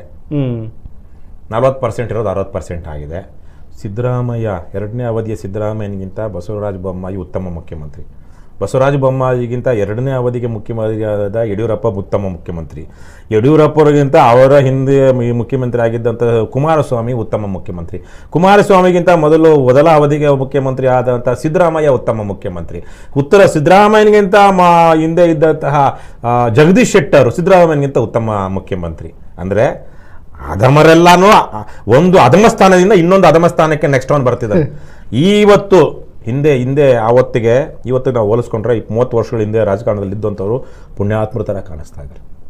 ಅಂದರೆ ಹಂತವಾಗಿ ಇದು ಅವ್ಯವಸ್ಥೆ, ಕುವ್ಯವಸ್ಥೆ, ಈಗ ಏನೇನು ವ್ಯವಸ್ಥೆ, ಒಳ್ಳೆಯ ವ್ಯವಸ್ಥೆ, ಸುವ್ಯವಸ್ಥೆ, ಅವ್ಯವಸ್ಥೆ ಅಂತಿರಲ್ವಾ, ಈ ಹೊತ್ತಿಗೆ ಇರುವಂತಹದ್ದು ಕಡುಭ್ರಷ್ಟ, ಏನಂತೀರ, ಅನೈತಿಕ ಸರ್ಕಾರ. ಇವತ್ತಿನ ಗ್ಯಾರಂಟಿ ಯೋಜನೆಗಳು ಸರ್ಕಾರಕ್ಕೊಂದು ಒಳ್ಳೆ ಜನರಿಗೊಂದು ಶಕ್ತಿ ಕೊಟ್ಟಿದ್ದಾವೆ ಅಂತ ಹೇಳ್ತಿದಾರಲ್ಲ, ಇರಬಹುದು. ವಿಶ್ವಸಂಸ್ಥೆನೇ ಇದ್ರ ಬಗ್ಗೆ ಒಂದು ಅಪ್ರಿಷಿಯೇಟ್ ಏನೋ. ನಾನು ಗ್ಯಾರಂಟಿಗಳ ಬಗ್ಗೆ ಮಾತಾಡೋದಿಲ್ಲ. ಯಾಕೆಂದ್ರೆ ನೋಡಿ, ಸುಮಾರು ವರ್ಷಕ್ಕೆ 40-50 ಸಾವಿರ ಕೋಟಿ ರೂಪಾಯಿ ಇವತ್ತು ಗ್ಯಾರಂಟಿಗಳ ಮೂಲಕ ಜನರಿಗೆ ತಲುಪ್ತಾ ಇದೆ. ಇಲ್ಲಾಂದ್ರೆ ಈ ದುಡ್ಡು ಏನಾಗ್ತಿತ್ತು? ಕೊನೆ ಪಕ್ಷ ಅದಾದ್ರೂ ರೀಚ್ ಆಗ್ತಿದ್ಯಲ್ಲ. ದುಡ್ಡು ಏನಾಗ್ತಿತ್ತು? ಅದು ಇವರು ಮೂಲಭೂತ ಸೌಕರ್ಯಗಳು ಅಂತ ಹೇಳಿ ಬ್ರಿಡ್ಜ್ ಕಟ್ಟೋದಕ್ಕೆ, ಇನ್ನೊಂದು ಕಟ್ಟೋದಕ್ಕೆ, ಅದು ಕಟ್ಟೋದಕ್ಕೆ ಇನ್ಯಾವುದಾದ್ರು ಸ್ಕೀಮ್ಗಳನ್ನ ತರ್ತಾ ಇದ್ರು. ಅಲ್ಲಿ 50 ಕೋಟಿ ರೂಪಾಯಿಯ ಬ್ರಿಡ್ಜ್ಗೆ 500 ರೂಪಾಯಿ ಕೋಟಿ ಮಾಡ್ತಾ ಇದ್ರು. ಆ 450 ಕೋಟಿ, 400, 300, 400 ಕೋಟಿಯನ್ನ, ಅಂದ್ರೆ ನಾನು ಹೇಳ್ತಿರೋದು 60% ಬಂದಾಗ 100 ಕೋಟಿ ಪ್ರಾಜೆಕ್ಟಲ್ಲಿ ಇವತ್ತು 60 ಕೋಟಿ ಕಮಿಷನ್ ಕೊಟ್ಮೇಲೆ ಇನ್ನು ಆ 40 ಕೋಟಿ ತಾನೇ ಆ ಪ್ರಾಜೆಕ್ಟ್ ಆಗುವಂಥದ್ದು. ಆ 40 ಕೋಟಿ ಜನರಿಗೆ ಉಪಯೋಗ ಆಗುತ್ತಾ? ಒಂದು ಉದಾಹರಣೆ ನಿಮಗೆ ಕೊಡ್ತೀನಿ ನೋಡಿ. ಕರ್ನಾಟಕದ ಅತ್ಯಂತ ಜನಪ್ರಿಯ ಅಲ್ಲ, ದೀರ್ಘಕಾಲದಿಂದ ಇಲ್ಲಿ ತನಕ MLA ಆದ ಮೊದಲ ಅವಧಿಯಿಂದ ಇಲ್ಲಿ ತನಕ ಸೋಲದೆ ಇರುವಂತಹ ಶಾಸಕರಲ್ಲಿ ಬೆಂಗಳೂರಿನ ರಾಮಲಿಂಗಾರೆಡ್ಡಿನೂ ಒಬ್ಬರು. ನಾನು ಅವ್ರ ವಿರುದ್ಧ BTM ಲೇಔಟಲ್ಲಿ 2013 ಚುನಾವಣೆಗೆ ನಿಂತಿದ್ದೆ. 6600 ವೋಟ್ಗಳನ್ನು BTM ಲೇಔಟ್ನ ಜನ ಆವತ್ತಿಗೆ ಕೇವಲ ನಾನು 2 ತಿಂಗಳು ಪ್ರಚಾರ ಮಾಡೋದಕ್ಕೆ ಕೊಟ್ಟರು. ಪುಣ್ಯಾತ್ಮರು BTM ಲೇಔಟಲ್ಲಿ ನಿಜಕ್ಕೂ ಆ ಮಟ್ಟಕ್ಕೆ ದೊಡ್ಡ ಮಟ್ಟದಲ್ಲಿ ನ್ಯಾಯ ನೀತಿಯನ್ನು ಬೆಂಬಲಿಸೋರಿದ್ದರು. ಇವತ್ತು ಅದೇ BTM ಲೇಔಟಲ್ಲಿ ನಾನು ವಾಸಿ, ಅವತ್ತು ಅಲ್ಲೇ ವಾಸಿ, ಇವತ್ತು ಅಲ್ಲೇ ವಾಸಿ. ಕೇಂದ್ರೀಯ ಸದನ, ಮಡಿವಾಳದ ಕೇಂದ್ರೀಯ ಸದನದಿಂದ ಈಜಿಪುರ ಸಿಗ್ನಲ್ ತನಕ ಸುಮಾರು 2 ಕಿಲೋಮೀಟರ್ ದೂರದ ಒಂದು ಫ್ಲೈಓವರು 8-9 ವರ್ಷಗಳಿಂದ ನಡೀತಾ ಇದೆ ರಾಮಲಿಂಗಾರೆಡ್ಡಿ ಅವರ ಕ್ಷೇತ್ರದಲ್ಲಿ. ಯಾಕೆ ಇಲ್ಲಿ ತನಕ ಆಗಿಲ್ಲ? ಕಂಪ್ಲೀಟ್ ಆಗಿಲ್ಲ. ಆದರೆ 50 ಕೋಟಿಲೋ 100 ಕೋಟಿದೋ ಪ್ರಾಜೆಕ್ಟು 150 ಕೋಟಿ ಆಯಿತು, 250 ಕೋಟಿ ಆಯಿತು, ಇವಾಗ 500 ಕೋಟಿ ಹಾಕಿದ್ರು ಅದು ಕಂಪ್ಲೀಟ್ ಆಗಿಲ್ಲ. ಆ ಥರ ಪ್ರಾಜೆಕ್ಟ್ ಮಾಡಿದವನು ಆಂಧ್ರದವನು, ಅವನು ಯಾವನಿಗೆ ಕೊಟ್ಟಿದ್ನೋ ಕಮಿಷನ್ನು ಪರ್ಸೆಂಟೇಜ್ ಗೊತ್ತಿಲ್ಲ, ಕೈ ಎತ್ಬಿಟ್ಟ. ನನ್ನ ಕೈಲಿ ಈ ಪ್ರಾಜೆಕ್ಟ್ ನಡ್ಸೋಕ್ಕಾಗಲ್ಲ ಅಂತ ವಾಪಸ್ ಹೋದ ಆಂಧ್ರಕ್ಕೆ. ಕೋರ್ಟು ಏನಾಯಿತು, ಏನು ಕಿತ್ಕೊಳ್ಳೋಕ್ಕಾಗುತ್ತೆ ಒಂದು? ಯಾಕೆ ಹೋದ? ರಾಮಲಿಂಗಾರೆಡ್ಡಿ ಅವ್ನು ಕೇಳ್ಬೇಕು ನಾವು. ಎಷ್ಟೊಂದು ಜನರ ತೆರಿಗೆ ಹಣ ಅಲ್ಲಿ ಭ್ರಷ್ಟತೆಯ ಪಾಲಾಯಿತು. ಕರೆಕ್ಟ್ ಅಲ್ವಾ? ಸ್ಥಳೀಯ ಶಾಸಕರಿಗೆ, ಮಂತ್ರಿಗಳಿಗೆ, ಬೆಂಗಳೂರಿನ ನಗರಾಭಿವೃದ್ಧಿ ಸಚಿವರಿಗೆ ಅವೆಲ್ಲ ಕೊಟ್ಟ ಮೇಲೆ ಅವನು ಏನು ಮಾಡೋದಕ್ಕಾಗುತ್ತೆ? ಸೊ ಹಾಗಾಗಿ ಇಂಥ ನೂರಾರು ಯೋಜನೆಗಳಿಗೆ, ನೂರಾರು ಕೆಲಸಗಳಿಗೆ 10 ಕೋಟಿ ರೂಪಾಯಿ ನೋಡಿ. ನೀವೊಂದು ಸರ್ಕಾರಿ ಶಾಲೆಗಳನ್ನು, ಹಳ್ಳಿಗಳಲ್ಲಿರುವಂಥ ಸರ್ಕಾರಿ ಶಾಲೆಗಳನ್ನ ನೋಡ್ಕೊಂಡು ಬನ್ನಿ ಸುರೇಶ್. ಇವತ್ತೇ ಒಂದು ಕಾರ್ಯಕ್ರಮ ಮಾಡಿದ್ವಿ ಸರ್ ಗದಗಲ್ಲಿ ನೋಡಿ. ಗಜೇಂದ್ರಗಢದಲ್ಲಿ ಕೊಠಡಿ ಕುಸಿದೋಗಿದೆ. ಕರ್ನಾಟಕದ ಸರ್ಕಾರಿ ಶಾಲೆಗಳಷ್ಟು ಕಳಪೆ ಕಾಮಗಾರಿಯ ಕಟ್ಟಡಗಳು ಪ್ರಪಂಚದಲ್ಲಿ ಎಲ್ಲೂ ಇರೋದಕ್ಕೆ ಸಾಧ್ಯ ಇಲ್ಲ. ಒಂದು 20 ಲಕ್ಷ ರೂಪಾಯಿ ಕೊಟ್ರೆ, 20 ಲಕ್ಷ ರೂಪಾಯಿ ಇವತ್ತಿನ ದುಡ್ಡಲ್ಲಿ 4-5 ಲಕ್ಷ ರೂಪಾಯಿಯಲ್ಲಿ ಸುಸಜ್ಜಿತವಾಗಿ ಕಟ್ಟಬಹುದಾದಂತಹ ಕಟ್ಟಡ ಕಟ್ಟೋದಿಕ್ಕೆ ನಾವು 20 ಲಕ್ಷ ರೂಪಾಯಿ ಕೊಡ್ತಾ ಇದ್ದೀವಿ. ಆ 20 ಲಕ್ಷ ರೂಪಾಯಿ ಕೊಟ್ಟರು ಇವರು 4-5 ಲಕ್ಷ ರೂಪಾಯಿ 5-6 ಲಕ್ಷ ರೂಪಾಯಲ್ಲಿ ಕಟ್ಟಬಹುದಷ್ಟು ಒಳ್ಳೆಯ ಏನು ಕ್ವಾಲಿಟಿ ಇರುವಂಥ ಕಟ್ಟಡ ಕಟ್ಟೋದಿಲ್ಲ, ಒಳ್ಳೆಯ ಕಾಮಗಾರಿ ಮಾಡೋದಿಲ್ಲ. ಅದನ್ನು ಕಳಪೆ ಕಾಮಗಾರಿ. ಕರ್ನಾಟಕ ಸರ್ಕಾರ ಕಟ್ಟಿರುವಂತಹ ಸರ್ಕಾರಿ ಶಾಲೆಗಳ ಕಟ್ಟಡಗಳ ಆಯಸ್ಸು 10 ವರ್ಷಕ್ಕಿಂತ ಜಾಸ್ತಿ ಇಲ್ಲ. ಈಗ ನಾನು ವಾಸ ಮಾಡ್ತಿರುವಂಥ ಜಾಗದಲ್ಲಿ ನ್ಯಾಷನಲ್ ಗೇಮ್ಸ್ ವಿಲೇಜ್ ಎದುರುಗಡೆ ಒಂದು EWS ಕ್ವಾರ್ಟರ್ಸ್ ಅಂತಿತ್ತು, ವಿವೇಕನಗರಕ್ಕೆ ಸೇರಿರುವಂಥದ್ದು. ವಿವೇಕನಗರ ಅದು ಚರ್ಚ್ ಇದೆಯಲ್ಲ, ಅದು ಎದುರುಗಡೆ ಏನೊಂದು 20-30 ಎಕರೆಯಲ್ಲಿ ಇರಬಹುದೇನೋ ಅದು ಒಟ್ಟಾರೆ. ಅದೊಂದು ರೀತಿಯಲ್ಲಿ ವರ್ಟಿಕಲ್ ಸ್ಲಮ್, ಏನು ಭೂಮಿ ಮೇಲೆ ಇದ್ದಂಥ ಸ್ಲಮ್ ಅಲ್ಲ, ವರ್ಟಿಕಲ್ ಅಂದರೆ EWS ಕ್ವಾರ್ಟರ್ಸ್, ಎಕನಾಮಿಕಲಿ ವೀಕರ್ ಸೆಕ್ಷನ್ಸ್ಗೆ ಅಂತೇಳಿ ಕಳಪೆ ಕಾಮಗಾರಿಯ, ಇವತ್ತಲ್ಲ 30 ವರ್ಷಗಳ ಹಿಂದೆನೇ ಕಳಪೆ ಕಾಮಗಾರಿಯ ಅಪಾರ್ಟ್ಮೆಂಟ್ಸ್ ಕಟ್ಟಲಾಗಿತ್ತು, ಒಂದೊಂದು ಬೆಡ್ರೂಮಿಗೂ. ಅದು 10 ವರ್ಷ ಬಳಕೆ ಬರಲಿಲ್ಲ. 7-8 ಜನ, ಅದೆಷ್ಟು ಜನ ಗೊತ್ತಿಲ್ಲ, ಎಲೆಕ್ಟ್ರಿಕ್ಯೂಟ್ ಆಗಿ, ಅಂದರೆ ಮಳೆ ಬಂದಾಗ ನೀರು ಸೋರಿ ನೀರು ಕಟ್ಟಡಕ್ಕಿದು ಕರೆಂಟ್ಗೆ ವಿದ್ಯುತ್ ತಂತಿಗಳಿಗೆ ಎಕ್ಸ್ಪೋಸ್ ಆಗಿ ಎಲೆಕ್ಟ್ರಿಕ್ಯೂಟ್ ಆಗಿ ಜನ ಸತ್ತ ಮೇಲೆ ಇಡೀ ಕಟ್ಟಡಗಳಲ್ಲಿದ್ದಂಥ ಎಲ್ಲರನ್ನು ತೆರವು ಮಾಡಿಸಿ, ಇನ್ನೆಲ್ಲಾದರೂ ಕೊಡ್ತೀವಿ, ಅದೇ ಅಕ್ಬರ್ ಬಿರ್ಬನ್ ಕಥೆಯಲ್ಲಿ ಇವರೆಲ್ಲ ಓಡಿ ಅಂದ್ರಲ್ವಾ, ಆ ಥರಕ್ಕೆ ಮಾಡಿಸಿ ಖಾಲಿ ಮಾಡಿಸಿ ಆ ಕಟ್ಟಡಗಳೆಲ್ಲ ಡೆಮಾಲಿಷ್ ಮಾಡಿ ಸುಮಾರು 15 ವರ್ಷಗಳ ಹಿಂದೆ ಅಲ್ಲಿ ಬಡವ್ರಿಗೂ ಒಂದು ಅಪಾರ್ಟ್ಮೆಂಟ್ಗಳು, EWS ಕ್ವಾರ್ಟರ್ಸ್ ಅಷ್ಟೇ ಅಪಾರ್ಟ್ಮೆಂಟ್ಸು, ಮತ್ತು ಮಾರ್ಕೊಳ್ಳೋದಕ್ಕೆ ಶ್ರೀಮಂತರಿಗೆ ಅಪಾರ್ಟ್ಮೆಂಟ್ಸು, ಜೊತೆಗೆ ಒಂದು ಮಾಲು ಅಂತೇಳಿ ಗರುಡ ಮಾಲು ಇವತ್ತಿನ ಚಿಕ್ಕಪೇಟೆಯ ಶಾಸಕ ಉದಯ್ ಗರುಡಾಚಾರ್ಯ ಅವ್ರು ತಗೊಂಡ್ರು. 15 ವರ್ಷ ಆಗಿದೆ, ಇವತ್ತಿಗೂ ಕಂಪ್ಲೀಟ್ ಆಗಿಲ್ಲ. ನಾನು ಅದಕ್ಕೆ ಬರೋದಿಲ್ಲ, ಅದರಿಂದ ಹಿಂದಕ್ಕೆ ಹೋಗಿ ಅದೇ ಹೇಳ್ತಿದ್ದೀನಲ್ವಾ, ಆ EWS ಕ್ವಾರ್ಟರ್ಸು 10 ವರ್ಷ ಬಾಳಿಕೆ ಬರಲಿಲ್ವಲ್ಲ, ಅದನ್ನು ಕಟ್ಟಿದವನಿಗೆ ಚಪ್ಪಲಿ ತಗೊಂಡು ಹೊಡೆದಿದ್ರೆ ಏನು ಮಾಡೋಕ್ಕಾಗಲ್ಲ, ಕಾನೂನಲ್ಲಿ ನ್ಯಾಯ ಸಿಗ್ತಾ ಇಲ್ಲ. ಜನ ಅಲ್ಲಿ ಸತ್ತಂತಾರ ಕುಟುಂಬಗಳಾದರೂ ಹೋಗಿ ಅವ್ನು ಚಪ್ಪಲಿ ತಗೊಂಡು ಹೊಡೆದಿದ್ರೆ ಕಾಂಟ್ರಾಕ್ಟರ್ಗೆ ಮಾಡಿದವನಿಗೆ ಒಂದು ಬದಲಾವಣೆ ಆಗ್ತಾಯಿತ್ತು. ಪರಿಸ್ಥಿತಿ ಎಲ್ಲ ಆಗಿದೆ. ಹಾಗಾಗಿ ನನಗೆ ಗ್ಯಾರಂಟಿಗಳ ವಿಚಾರಕ್ಕೆ ಈ ಲೋಫರ್ಗಳು, ಲುಚ್ಚಾಗಳು, ಹಲ್ಕಾಗಳು, ಬದ್ಮಾಶ್ಗಳು ತಿನ್ನೋ ಬದಲಿಗೆ ಜನರಿಗೆ ಸ್ವಲ್ಪ ಜನರಿಗಾದ್ರೂ ಸಿಗಲಿ ಅಂದ್ರೆ ಅವ್ರ ಮನೆಯಿಂದ ದುಡ್ಡು ಕೊಡೋಲ್ಲ, ಜನರು ದುಡ್ಡು, ಅದು ತೊಂದರೆ ಇಲ್ಲ. ಇದು ಇವತ್ತು ತಡ್ಕೊಳಕ್ಕಾಗ್ತಾ ಇಲ್ಲ ಶಾಸಕರುಗಳಿಗೆ. ನಾವು ತಿನ್ನೋ ದುಡ್ಡು ಜನರಿಗೆ ಹೋಗ್ತಾ ಇದೆಯಲ್ಲ. ಸಿದ್ದರಾಮಯ್ಯ ಏನು ಸಮಾಜವಾದಿ, ಪ್ರಜಾಪ್ರಭುತ್ವ, ಅದು ಏನು ಪುಂಗಿ ಊದ್ತಾರೆ ನಮ್ಮ ಚಿಂತಕರು, ಪ್ರಗತಿಪರರು. ಅದೇ ಏನು ರಾಹುಲ್ ಗಾಂಧಿ ಅವರು ಇವತ್ತು ಸಂವಿಧಾನದ ಕೆಂಪು ಪುಸ್ತಕ ಇಟ್ಟುಕೊಂಡು ಸಂವಿಧಾನ ಉಳಿಸಿ ಅಂತಿದಾರಲ್ವಾ. ಬೆಂಗಳೂರಲ್ಲಿ 5 ವರ್ಷ ಆಯಿತು BBMP ಚುನಾವಣೆ ನಡೆದು, 2 ವರ್ಷ ಆಯಿತು ಇವ್ರ ಸರ್ಕಾರ ಬಂದು, 5 ವರ್ಷ ಆಯಿತು ತಾಲೂಕ್ ಪಂಚಾಯತಿ, ಜಿಲ್ಲಾ ಪಂಚಾಯತಿ ನಡೆದು, ಸ್ಥಳೀಯ ಸಂಸ್ಥೆಗಳಿಗೆ ಚುನಾವಣೆ ನಡೆದು ನಮ್ಮ ರಾಜ್ಯದಲ್ಲಿ. ಇವರು ಪಕ್ಷ ಬಂದು 2 ವರ್ಷ ಆಯಿತು. ರಾಹುಲ್ ಗಾಂಧಿ ಅವರ ಅಪ್ಪ ರಾಜೀವ್ ಗಾಂಧಿ ಅವರು ಕರ್ನಾಟಕದ ಇನ್ಸ್ಪಿರೇಷನ್ ತೆಗೆದುಕೊಂಡು, ನಜೀರ್ ಸಾಬ್ರ ಇನ್ಸ್ಪಿರೇಷನ್ ತಗೊಂಡು ದೇಶಾದ್ಯಂತ ತಾಲೂಕ್ ಪಂಚಾಯತಿ, ಜಿಲ್ಲಾ ಪಂಚಾಯತಿ, ಪಂಚಾಯತ್ ರಾಜ್ ವ್ಯವಸ್ಥೆಯನ್ನು ತಂದರು. ಅಧಿಕಾರ ಎಲ್ಲಿ ಸ್ವಾಮಿ? ಯಾಕೆ ನೀವು ಹೇಳಿದ್ರಲ್ವಾ, ಹಂಚ್ಕೊಳ್ಬೇಕಾಗುತ್ತೆ, ನಮಗೆ ತಿನ್ನೋದಿಕ್ಕೆ ಸಾಕಾಗಲ್ಲ. ಪಂಚಾಯತಿ, ಜಿಲ್ಲಾ ಪಂಚಾಯತಿಗಳು ಬಂದ್ರೆ, ಮತ್ತೆ ಇಲ್ಲಿ ಬೆಂಗಳೂರಲ್ಲಿ ಕಾರ್ಪೊರೇಟ್ಗಳು ಬಂದ್ರೆ, ನಾವು ಅಮೇಧ್ಯ ಗುಡ್ಡೆ ಹಾಕೊಂಡು ತಿಂತಿದ್ದೀವಲ್ಲ, ಆ ಅಮೇಧ್ಯದಲ್ಲಿ ಪಾಲು ಕೊಡಬೇಕಾಗುತ್ತೆ ಈ ಕಾರ್ಪೊರೇಟ್ಗಳಿಗೆ, ಜಿಲ್ಲಾ ಪಂಚಾಯತ್ ಸದಸ್ಯಗಳಿಗೆ. ಯಾಕೆ ಅಂತ. ಸೊ ಹಾಗಾಗಿ ಇವರೆಲ್ಲ ಈ ಬದ್ಮಾಶ್ಗಳೆಲ್ಲ ಸೇರ್ಕೊಂಡು ತಿನ್ನೋ ಬದಲಿಗೆ ಜನಕ್ಕಾದ್ರೂ ಸಿಗ್ತಾ ಇದೆಯಲ್ವಾ, I am happy about it. Okay, ಇನ್ನು ನೋಡಿ ಸರ್, ಈಗ ಭ್ರಷ್ಟತೆಯನ್ನ ಬಯಲು ಮಾಡುವಂತ ಈ ಲೋಕಾಯುಕ್ತ ಸಂಸ್ಥೆ ಈಗ ಬಯಲಾಗ್ತಾ ಇದೆ. ಏನು ಜನ ಏನ್ ಮಾಡಬೇಕಾಗಿದೆ ಅನ್ನೋದು ಗೊತ್ತಾಗ್ತಾ ಇಲ್ಲ. ಮತ್ತೀಗ ಏನೋ ದಾಳಿ ಮಾಡಿದಾರಂತೆ ಲೋಕಾಯುಕ್ತ ಸಂಸ್ಥೆ ಇವತ್ತು, ಭ್ರಷ್ಟ ಅಧಿಕಾರಿಗಳ ಮನೆ ಮೇಲೆ ದಾಳಿ. ಇದೊಂಥರ ಹಾಸ್ಯಾಸ್ಪದ ಅನ್ಸ್ಬಿಡುತ್ತೆ ನನಗೆ. ಜನ ಹೊಟ್ಟೆ ಉರಿಲಿ ಸಾಯ್ತಿದ್ದಾರೆ ನನ್ನ ಪ್ರಕಾರ. ಸಾತ್ವಿಕ ಆಕ್ರೋಶ ಅನ್ನೋದೊಂದಿರುತ್ತೆ. ಯಾರೇ ತಪ್ಪು ಮಾಡಲಿ, ಅವ್ನು ನಮ್ಮ ಜಾತಿಯವನಾಗಲಿ, ನಮ್ಮ ಕುಟುಂಬದವನಾಗಲಿ, ಅಥವಾ ಇನ್ನು ಗೊತ್ತಿರೋನು ಯಾರೇ ಆಗಲಿ, ತಪ್ಪಾಗಿದೆ ಅಂದರೆ ತಪ್ಪು ಅಂದ್ಕೊಂಡು ಇದು ತಪ್ಪು ಮರುಕಳಿಸಬಾರ್ದು ಅಂತ ಒಂದು ಭಾವನೆ ಇಟ್ಕೊಂಡು ಮಾತಾಡ್ತೀವಲ್ವಾ, ಅದು ಸಾತ್ವಿಕ ಆಕ್ರೋಶ. ಇನ್ನೊಂದಷ್ಟು ಜನ ಈ ಭ್ರಷ್ಟಾಚಾರದ ಇನ್ನೊಂದು ವಿಚಾರ ಬಂದಾಗ ಸಿಕ್ಕಾಪಟ್ಟೆ ಆಕ್ರೋಶದಲ್ಲಿ ಮಾತಾಡ್ತಿರ್ತಾರೆ, ಅವರ ಪಕ್ಷದವರು ಅಲ್ಲದೆ ಇದ್ದಾಗ, ಅವರ ಜಾತಿಯವರು ಅಲ್ಲದೆ ಇದ್ದಾಗ. ಈ ತರಹದ ಹೊಟ್ಟೆ ಕಿಚ್ಚಿನ ಪರಿಸ್ಥಿತಿ ಇವತ್ತಿರುವಂತಹದ್ದು. ಸೊ ಲೋಕಾಯುಕ್ತದ ಪ್ರಕರಣ ವಿಚಾರಕ್ಕೆ ಬಂದಾಗ, ಲೋಕಾಯುಕ್ತದಲ್ಲಿ ರೈಡ್ ಆದಾಗಲೋ ಅಥವಾ ದಾಳಿ ಆದಾಗಲೋ ಒಂದಷ್ಟು ಜನ ಬೈತಾರಲ್ವ, ಯಾರು ಅಂತ ನೋಡಿ. ಅವರೆಲ್ಲ ಬಹುತೇಕವಾಗಿ ಅವ್ರು ಮಾಡೋ ತಪ್ಪನ್ನ ಕೇಳಬಾರ್ದು, ಬೇರೆಯವರು ಅವ್ರಿಗಿಂತ ಮುಂದಕ್ಕೆ ಹೋಗಬಾರ್ದು. ಈ ತರಹದ ಮನಸ್ಥಿತಿ ಅಂದ್ರೆ ಕೆಟ್ಟ ಕುತ್ಸಿತ ಮನಸ್ಥಿತಿಯ ಸಂದರ್ಭದಲ್ಲಿ ನಾವಿರೋವಾಗ ಲೋಕಾಯುಕ್ತ ಕೆಟ್ಟು ಹೋಗಿ 10 ವರ್ಷ ಆಯಿತು. 2015ರಲ್ಲಿ ನಾನು ಅವತ್ತು ಆಮ್ ಆದ್ಮಿ ಪಕ್ಷದಲ್ಲಿದ್ದೆ. ಅವನು ಭಾಸ್ಕರ್ ರಾವನ ವಿರುದ್ಧ ನಾವು ಒಂದು 10-12 ಕಾರ್ಯಕ್ರಮಗಳನ್ನ ಮಾಡಿ ಸುದೀರ್ಘವಾಗಿ ಹೋರಾಟಗಳನ್ನ ಮಾಡಿದ್ವಿ, ಪ್ರತಿಭಟನೆಗಳನ್ನ ಮಾಡಿದ್ವಿ. ಭಾಸ್ಕರ್ ರಾವನಿಗೆ ಅವನ ಮೆಟ್ಲು ಇಳಿತಿದ್ದಾಗಲೇ MS ಬಿಲ್ಡಿಂಗ್ ಅಲ್ಲಿ ಲೋಕಾಯುಕ್ತ ಅಲ್ಲಿ ಗೆರಾವ್ ಹಾಕಿ ನಾವು ಘೋಷಣೆ ಕೂಕಿದ್ವಿ, ಏಯ್ ಭಾಸ್ಕರ್ ರಾವ್ ಹೊರಡು, ಇಲ್ಲಿಂದ ಖಾಲಿ ಮಾಡು, ರಾಜೀನಾಮೆ ಕೊಡು ಅಂತ. ಆವತ್ತಿನಿಂದನೂ ನೋಡ್ತಾ ಇದ್ದೀವಿ. ಆ ಸಂದರ್ಭವನ್ನು ದುರ್ಬಳಕೆ ಮಾಡಿಕೊಂಡಂಥ ಈ ಮಜಾವಾದಿ ಸಿದ್ದರಾಮಯ್ಯ ACBಯನ್ನು ಮಾಡಿದ್ರು, ಮತ್ತೆ ಚೀಮಾರಿ ಹಾಕಿಸ್ಕೊಂಡು ಈಗ ಲೋಕಾಯುಕ್ತ ಮತ್ತೆ ಮರು ಸ್ಥಾಪನೆ ಆಗಿದೆ. ಇವತ್ತು ಇಲ್ಲೇನು ನಡೀತಾ ಇದೆ, ಇದು ಊಹಿಸಲಾರದಂಥದ್ದು ಏನೂ ಅಲ್ಲ. ಎಲ್ಲರೂ ಕಳ್ಳರ ಇರೋವಾಗ ನಾವು ಕಳ್ತನ ಆಗ್ತಾ ಇದೆ ಅಂತ ಮಾತಾಡುವಂಥ ಅಗತ್ಯ ಏನಿದೆ ಅನ್ನುವಂಥ ಸ್ಥಿತಿ. ಹಾಗಾಗಿ ಇವತ್ತು ನಾವು ಪತ್ರಿಕಾಗೋಷ್ಠಿ ಮಾಡಾಗಲೂ ನಾನು ಇವತ್ತು 3 ವಿಚಾರಗಳನ್ನ ಹೇಳಿದ್ದೀನಿ.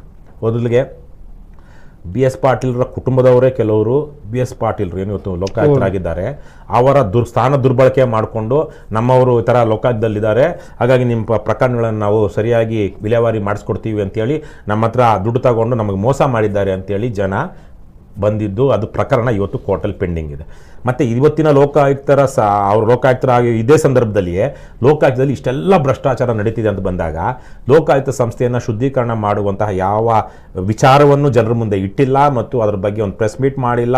ಅದನ್ನು ಶುದ್ಧೀಕರಣ ಮಾಡುವಂಥ ಕಾರ್ಯಕ್ಕೆ ಇವತ್ತಿನ ಲೋಕಾಯುಕ್ತ BS ಪಾಟೀಲ್ ಮುಂದುವರೆದಿಲ್ಲ. ಹಾಗಾಗಿ ಅವರು ಲೋಕಾಯುಕ್ತರಾಗಿ ಮುಂದುವರೋದಕ್ಕೆ ಅನರ್ಹರು ಅಂತ ನಮ್ಮ ಪಕ್ಷ ಇವತ್ತು ಹೇಳಿ ಅವರು ರಾಜೀನಾಮೆ ಕೊಡಬೇಕು ಅಂತ ಕೇಳಿದ್ದೀವಿ ನಾವು.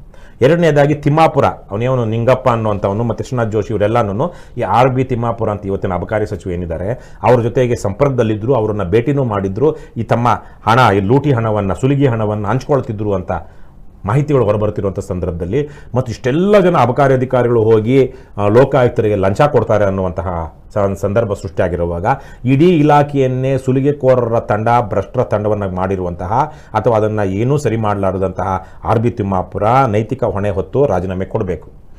ಇಲ್ಲ ಅವ್ರು ಕೊಡಲಿಲ್ಲ ಅಂದರೆ ಸಿದ್ದರಾಮಯ್ಯ ಅವ್ರನ್ನ ವಜಾ ಮಾಡಬೇಕು. ಇದು ಎರಡನೇದು. ಇನ್ನೊಂದು, ಇವತ್ತು ಲೋಕಾಯುಕ್ತದಲ್ಲಿ ಇರುವಂಥ ಈ ಪ್ರಕರಣವನ್ನು ಮುಚ್ಚಾಕಬೇಕು ಅಂತ ಮೇಲಿನವರಿಂದ ಹಿಡಿದು ಕೆಳಗಿನವರು ತನಕ, ಯಾಕಂದರೆ ಸಚಿವರುಗಳ, ಮುಖ್ಯಮಂತ್ರಿ ಸಚಿವಾಲಯದವರು ಸೇರಿದಂತೆ ಹಲವು ಸಚಿವರುಗಳ ಆಪ್ತ ಸಹಾಯಕರುಗಳು, ಸೆಕ್ರೆಟರಿಗಳು ಲೋಕಾಯುಕ್ತದವರನ್ನು ಇಟ್ಟುಕೊಂಡು, ಲೋಕಾಯುಕ್ತ ಪೊಲೀಸರನ್ನ ಇಟ್ಟುಕೊಂಡು ವಸೂಲಿ ಮಾಡಿಸಿ ಸುಲಿಗೆ ಮಾಡಿ ಅದನ್ನು ಹಂಚ್ಕೊಳ್ತಿದ್ರು ಅನ್ನುವಂತಹ ವಿಚಾರಗಳು ಪ್ರತಿ ದಿವಸ ಹೊರಗೆ ಬರ್ತಿರುವಂಥ ಸಂದರ್ಭದಲ್ಲಿ ಇದೇ ಪೊಲೀಸರು, ಇದೇ ವ್ಯವಸ್ಥೆ ಇದನ್ನು ಸರಿಯಾಗಿ ದಡ ಮುಟ್ಟಿಸ್ತಾರೆ ಅಂತ ಅನಿಸಿಲ್ಲ, ಮುಟ್ಟಿಸೋದಿಲ್ಲ. ಹಾಗಾಗಿ ಇವತ್ತು ಲೋಕಾಯುಕ್ತದ ಪ್ರಕರಣ ದೊಡ್ಡ ಗಂಭೀರವಾದ ಪ್ರಕರಣ ಆಗಿದ್ದು ಇದನ್ನು ಹೈಕೋರ್ಟ್ ಮಾನಿಟರ್ಡ್ CBI ಎನ್ಕ್ವೈರಿ ಮಾಡಬೇಕು ಅಂತ ನಾವು ಇವತ್ತು ಆಗ್ರಹ ಮಾಡಿದ್ವಿ. ಸೊ ಹಾಗಾಗಿ ಇಷ್ಟು 3 ವಿಚಾರಗಳು. ಇನ್ನು ಬಿಟ್ಟರೆ ಇವತ್ತೇನು ನೀವು ಕೇಳಿದಂಗೆ ಇವತ್ತು ಗ್ಯಾರಂಟಿ ಸರ್ಕಾರ, ಆ ಸರ್ಕಾರ, ಈ ಸರ್ಕಾರ ಅವರವರೇನೆ ಕಾಂಗ್ರೆಸ್ನ ಅಯೋಗ್ಯತನವನ್ನು ಕಾಂಗ್ರೆಸ್ನವರೇ ಹೇಳ್ತಾ ಇದ್ದಾರೆ, BJP ಅಯೋಗ್ಯತೆಯನ್ನು BJP ಅವರು ಹೇಳ್ತಾ ಇದ್ದಾರೆ, JDS ಅಂತೂ ಅದು ಎಲ್ಲಿ ಅವಕಾಶ ಸಿಕ್ಕಿದ್ರೆ ಅಲ್ಲಿ ಹೋಗುವಂತಹ ಒಂದು ಅವನು ಅಪ್ಪ ಒಬ್ಬ ಹೆಣ್ಮಗಳನ್ನ ತನ್ನ ಮನೆಗೆ ಕೆಲಸಕ್ಕೆ ತನಗೆ ಸಹಾಯ ಮಾಡಬೇಕು ಅಂತ ಬಂದ ತನ್ನ ಹೆಂಡತಿಯ ನೆಂಟರನ್ನ ಗಂಡ ಆದವನು ರೇಪ್ ಮಾಡ್ತಾನೆ. ಅವನ ಮಗ ತನ್ನ ತಾಯಿಯ ವಯಸ್ಸಿನ ಅದೇ ಹೆಣ್ಣು ಮಗಳನ್ನು ಮಗನೂ ರೇಪ್ ಮಾಡ್ತಾನೆ. ಇಂತಹ ನೀಚರನ್ನ ಜೈಲಿಗೆ ಹೋಗೋದ್ರಲ್ಲಿ ಸ್ವಲ್ಪ ರೇವಣ್ಣ ಒಂದು ದಿವಸ ಜೈಲಿಗೆ ಹೋಗಿದ್ರೇನೋ ಅಲ್ವಾ? ರೇವಣ್ಣ, ಅಂತಹ ರೇವಣ್ಣ, ಮುನಿರತ್ನ ಏನು CMಗಳಿಗೆ, ex-CMಗಳಿಗೆ ಏಡ್ಸ್ HIV ಇರುವಂಥ ಹೆಣ್ಣುಮಕ್ಕಳನ್ನು ಕಳಿಸಿ ಅವರಿಗೆ ಏಡ್ಸ್ ಏನು ಅದನ್ನು ಬ್ಲ್ಯಾಕ್ ಮೇಲ್ ಮಾಡಿದಂತಹ ಅಂತಹ ಪರಮ ನೀಚ ಅವನು ಇವತ್ತು ಅಸೆಂಬ್ಲಿಗೆ ಹೋಗ್ತಾನೆ, ಅವನ ಪಕ್ಕ ಕೂತ್ಕೊಂಡು ಈ MLAಗಳು ಲಲ್ಲೆ ಹೊಡಿತಾರೆ. ರೇವಣ್ಣ, ಮುನಿರತ್ನ ಅಂಥವ್ರಿಗೆ ಪರಮ ಪವಿತ್ರವಾದ ವಿಧಾನಸೌಧದ ಅಸೆಂಬ್ಲಿ ಒಳಗಡೆ ಪ್ರವೇಶ ಮಾಡೋದಕ್ಕೆ ಏನು ಯೋಗ್ಯತೆ ಇದೆಯಾ? ಅಲ್ಲ, ಅವ್ರ ಜೊತೆ ಸಂಪರ್ಕದಲ್ಲಿರೋರು ಇನ್ನು ರಾಜ್ಯದ ಲಕ್ಷಾಂತರ ಜನರ ಹೃದಯರೋಗ ತಜ್ಞರು ಅಂತ ಫೇಮಸ್ ಆಗಿದ್ದಂತಹ ಮಂಜುನಾಥ್ ಅನ್ನುವಂಥ ಡಾಕ್ಟ್ರು ಆ ಮುನಿರತ್ನಿಗೆ ಯಾರೋ ಕೋಳಿ ಮಟ್ಟೆನೋ ಏನೋ ಎಸ್ದಿದ್ದಕ್ಕೆ ಅಲ್ಲಿ ಹೋಗಿ ಹೃದಯ ತಜ್ಞರು ತಲೆ ಪರೀಕ್ಷೆ ಮಾಡ್ತಿದ್ರು. ತಲೆ ಸವರೋ ಕೆಲಸ, ತಲೆ ಹಿಡಿಯೋ ಕೆಲಸಗಳಿವೆಲ್ಲ, ತಲೆ ಸವರೋ ಕೆಲಸಗಳಲ್ಲ. ಈ ತರಹದ ಪರಿಸ್ಥಿತಿ ಇರೋವಾಗ ಲೋಕಾಯುಕ್ತದಲ್ಲಿ ಇವರೆಲ್ಲನೂ ಅದು ಹೋಗಿ ಏನು ವಿಚಾರಣೆ ಆಗಿ ಬರುತ್ತಾ? ಇಲ್ಲ. ಸೊ ಹಾಗಾಗಿ ನಾನು ವಿಚಾರಕ್ಕೆ ಕೇಳ್ತಿದ್ದೀನಿ ಅಂದರೆ ಪರಿಸ್ಥಿತಿ ಹೀಗಿದೆ. ಇವ್ರು ಯಾರೂ JCB ಪಕ್ಷಗಳವರು ಅವರ ಪಕ್ಷವನ್ನು ಇವ್ರು ಸಮರ್ಥನೆ ಮಾಡ್ಕೊಳ್ತಾರೆ, ಇವರು ಅದನ್ನು ರಕ್ಷಣೆ ಮಾಡ್ತಾರೆ. ಬಾಯಲ್ಲಿ ಹೇಳೋದು ಬೇರೆ, ರಕ್ಷಣೆ ಮಾಡ್ಕೊಳ್ತಾರೆ. ಇವ್ರು ರಕ್ಷಣೆ ಮಾಡ್ಕೊಳ್ತಾರೆ, ಇವ್ರು ರಕ್ಷಣೆ ಮಾಡ್ತಾರೆ. ಇವ್ರನ್ನ ಮೇಲೆ ಕೆಸರಿಚಾಡಿದ್ರೆ ಅದನ್ನು ಮಾಧ್ಯಮಗಳವ್ರು ಬಿಂಬಿಸ್ತಾರೆ. ಇವತ್ತು ಎಷ್ಟು ಮಾಧ್ಯಮಗಳಲ್ಲಿ ಫಾಲೋ ಅಪ್ ಆಗ್ತಾ ಇದೆ ಲೋಕಾಯುಕ್ತದ ಬಗ್ಗೆ, ಮುಖ್ಯವಾಹಿನಿ ಮಾಧ್ಯಮಗಳಲ್ಲಿ, ಪತ್ರಿಕೆಗಳಲ್ಲಿರಲಿ. ಹಿಂದೆ ನನಗೆ ಗೊತ್ತಿರೋ ಹಾಗೆ ಒಬ್ಬ ಪತ್ರಕರ್ತರು ಒಂದು ಸಂಸ್ಥೆಯಲ್ಲಿ ಕೆಲಸ ಮಾಡ್ತಿದ್ದ. ಯಾಕಂದರೆ ನಾನು ಸಂಸ್ಥೆ ಹೆಸರು ಅವ್ರದ್ದೇ ಸಂಸ್ಥೆಗೆ ಹೋಗಿ ಅದನ್ನೇ ಹೇಳಿದ್ದೀನಿ. ಸುಮಾರು 2 ತಿಂಗಳ ಕಾಲ 2015ರಲ್ಲಿ 2 ತಿಂಗಳುಗಳ ಕಾಲ ನಿರಂತರವಾಗಿ ಫಾಲೋ ಅಪ್ ಸುದ್ದಿ ಮೇಲೆ ಸುದ್ದಿ ಬರ್ತಾನೆ ಇತ್ತು ಲೋಕಾಯುಕ್ತ. ಅಂದರೆ ಆ ಪತ್ರಿಕೆ, ಆ ಸಂಸ್ಥೆ ಆ ವಿಚಾರವನ್ನು ಅಷ್ಟು ಜನರಲ್ಲಿ ಏನು ರಿಲೆವೆಂಟ್ ಆಗಿಟ್ಟಿತ್ತು. ಇವತ್ತು ಶ್ರೀನಾಥ್ ಜೋಶಿನೇ ಫೋನ್ ಮಾಡ್ತಾನೆ, ಯಾವುದೇ ಕನ್ನಡದ ಅತ್ಯಂತ ದೊಡ್ಡ ಪತ್ರಿಕೆಗೆ ಅಥವಾ ಯಾವುದೇ ಟಿವಿಗೆ, ಗುರು ಹಾಕ್ಬಿಡ ಗುರು, ವ್ಯವಸ್ಥೆ ಮಾಡ್ತೀನಿ.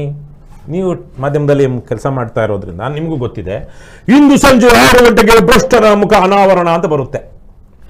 ಬೆಳಗ್ಗೆ 10 ಗಂಟೆಗೆ ಶುರು ಆಗ್ಬಿಡುತ್ತೆ. 6 ಇದು ಒಂದು ಇಂಥ ಒಂದು ಅಂತ ಹಾಕ್ಬಿಡ್ತಾರೆ.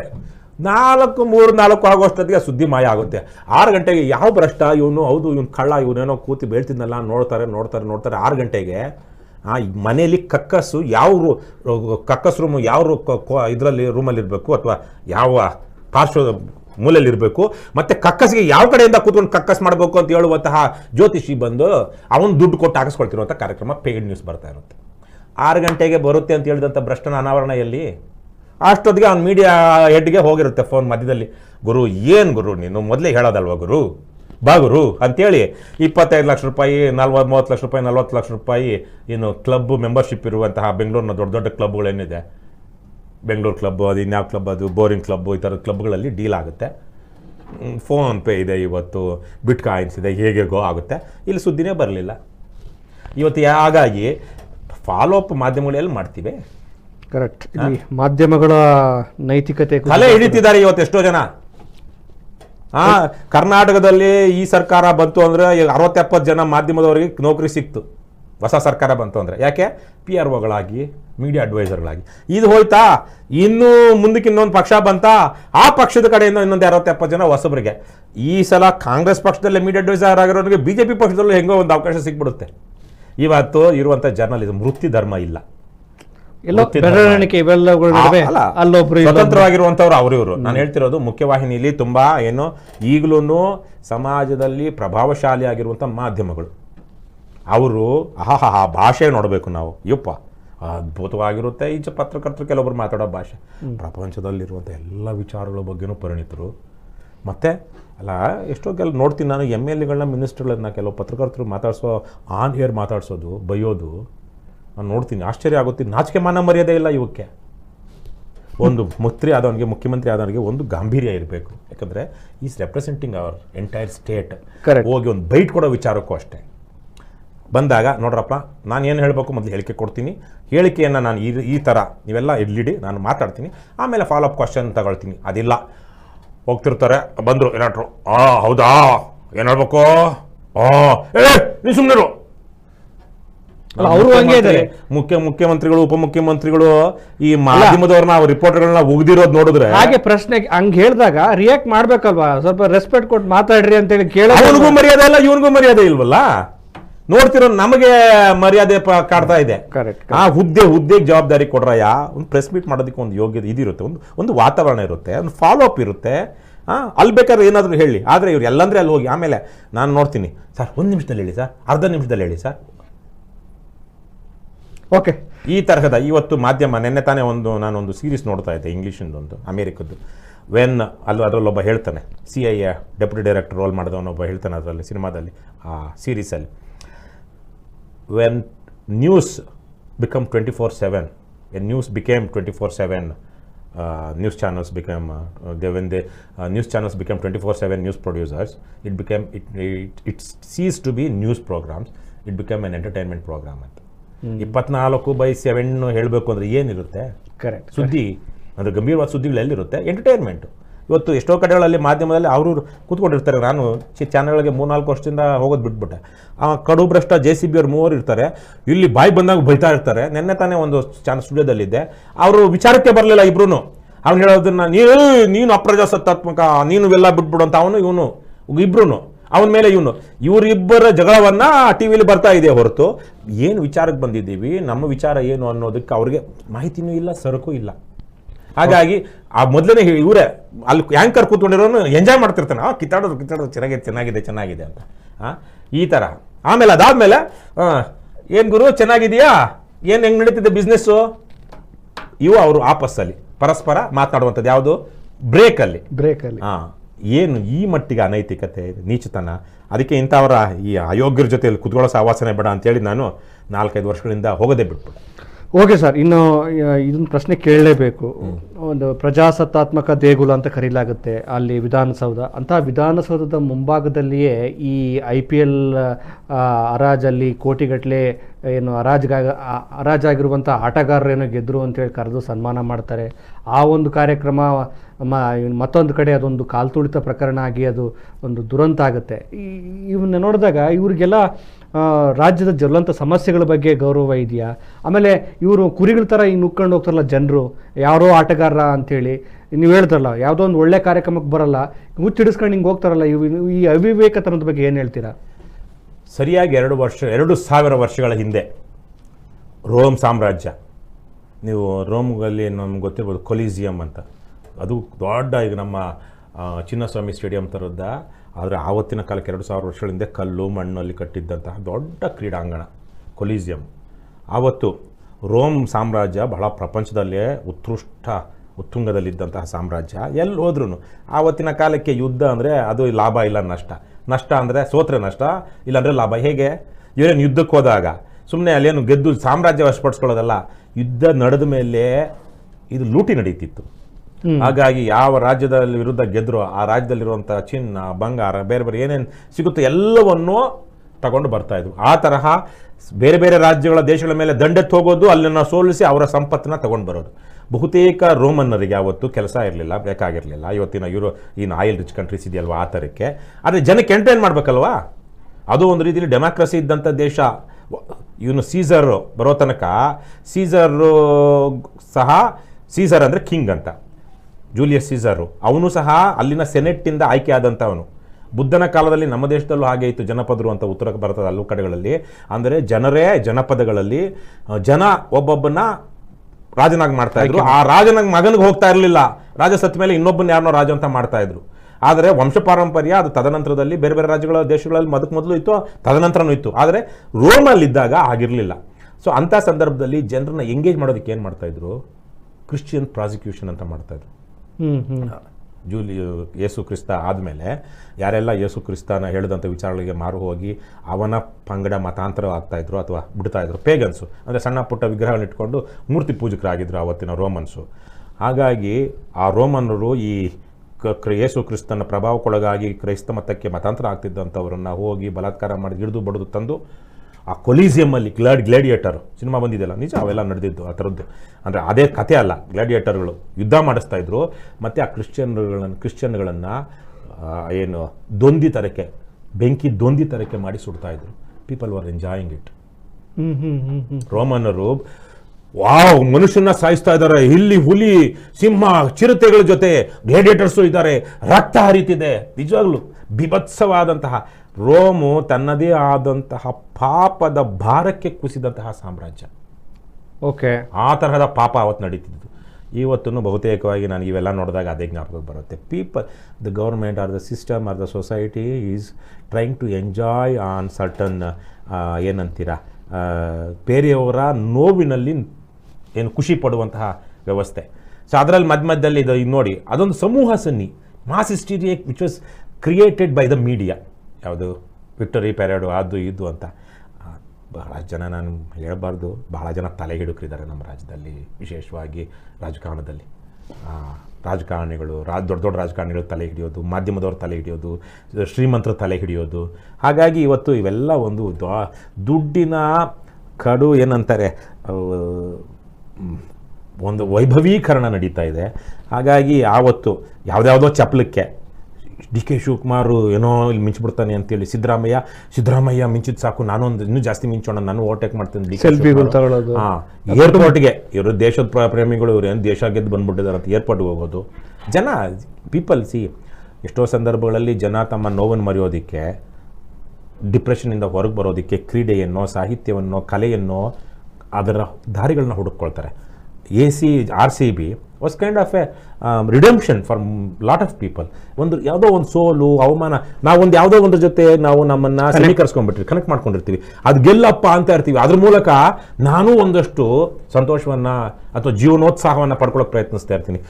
It has happened in the history. So ಭಾಳಷ್ಟು ಜನ people have been beaten or they think that their life is irrelevant, ಅಪ್ರಸ್ತುತ ಅಥವಾ ನಂದು ನಗಣ್ಯ ಅನ್ಸೋವಂಥವ್ರು ಈ ಥರದ್ದು ಯಾವುದೋ ಜೊತೆ ಕನೆಕ್ಟ್ ಆಗ್ತಾರೆ. ಹಾಗಾಗಿ ಈ RCB ಗೆದ್ದಾಗ ಭಾಳ ಜನಕ್ಕೆ ಆ ಥರ ಫೀಲ್ ಆಯಿತು. ಆದರೆ ಅದರ ಒಂದು ವಿಕ್ಟರಿ ಪೆರೇಡ್ ಮಾಡಬೇಕು ಅನ್ನೋವಾಗ ಬೆಂಗಳೂರಿನಲ್ಲಿ ಏನು ವ್ಯವಸ್ಥೆ, ನಾವೊಂದು ಧರಣಿ ಮಾಡ್ತೀವಿ ಅಥವಾ ವಿಧಾನಸೌಧದ ಮುಂದೆ ಒಂದು ಪ್ರತಿಭಟನೆ ಮಾಡ್ತೀವಿ, ಈ ಲೋಕಾಯುಕ್ತಕ್ಕೆ ಹೋಗ್ತೀವಿ ಅಂದರೆ ನಮ್ಮ ಮೇಲೆ 144 ಸೆಕ್ಷನ್ ಹಾಕಿ ಅರೆಸ್ಟ್ ಮಾಡಿ ಕಂಪ್ಲೇಂಟ್ ಮಾಡ್ತಾರೆ. ಲಕ್ಷಾಂತರ ಜನ ಹೈಕೋರ್ಟ್ ಆದೇಶ ಇದೆ ಅಂತ ಹೇಳಿ ನಮಗೆ ಪ್ರತಿಭಟನೆ ಮಾಡೋದಕ್ಕೆ ಅವಕಾಶ ಕೊಡದೇ ಇದ್ರು ಲಕ್ಷಾಂತರ ಜನಕ್ಕೆ ವಿಧಾನಸೌಧದ ಮುಂದೆ ಬಿಡ್ತಾರೆ. ಅದ್ರಲ್ಲಿ ಪಾಪ ಒನ್ ಆಫ್ ದ ಕಾಲ್ತುಳಿತಕ್ಕೊಳಗಾದವರು ಬೆಂಗಳೂರಿನ ಪೊಲೀಸ್ ಕಮಿಷನರ್ ಬಿ ದಯಾನಂದ್ ಒಬ್ರು. ಅವ್ರು ಸತ್ತಿಲ್ಲ, ಆದರೆ ಇಟ್ಸ್ ಆಲ್ಮೋಸ್ಟ್ ಸೇಮ್.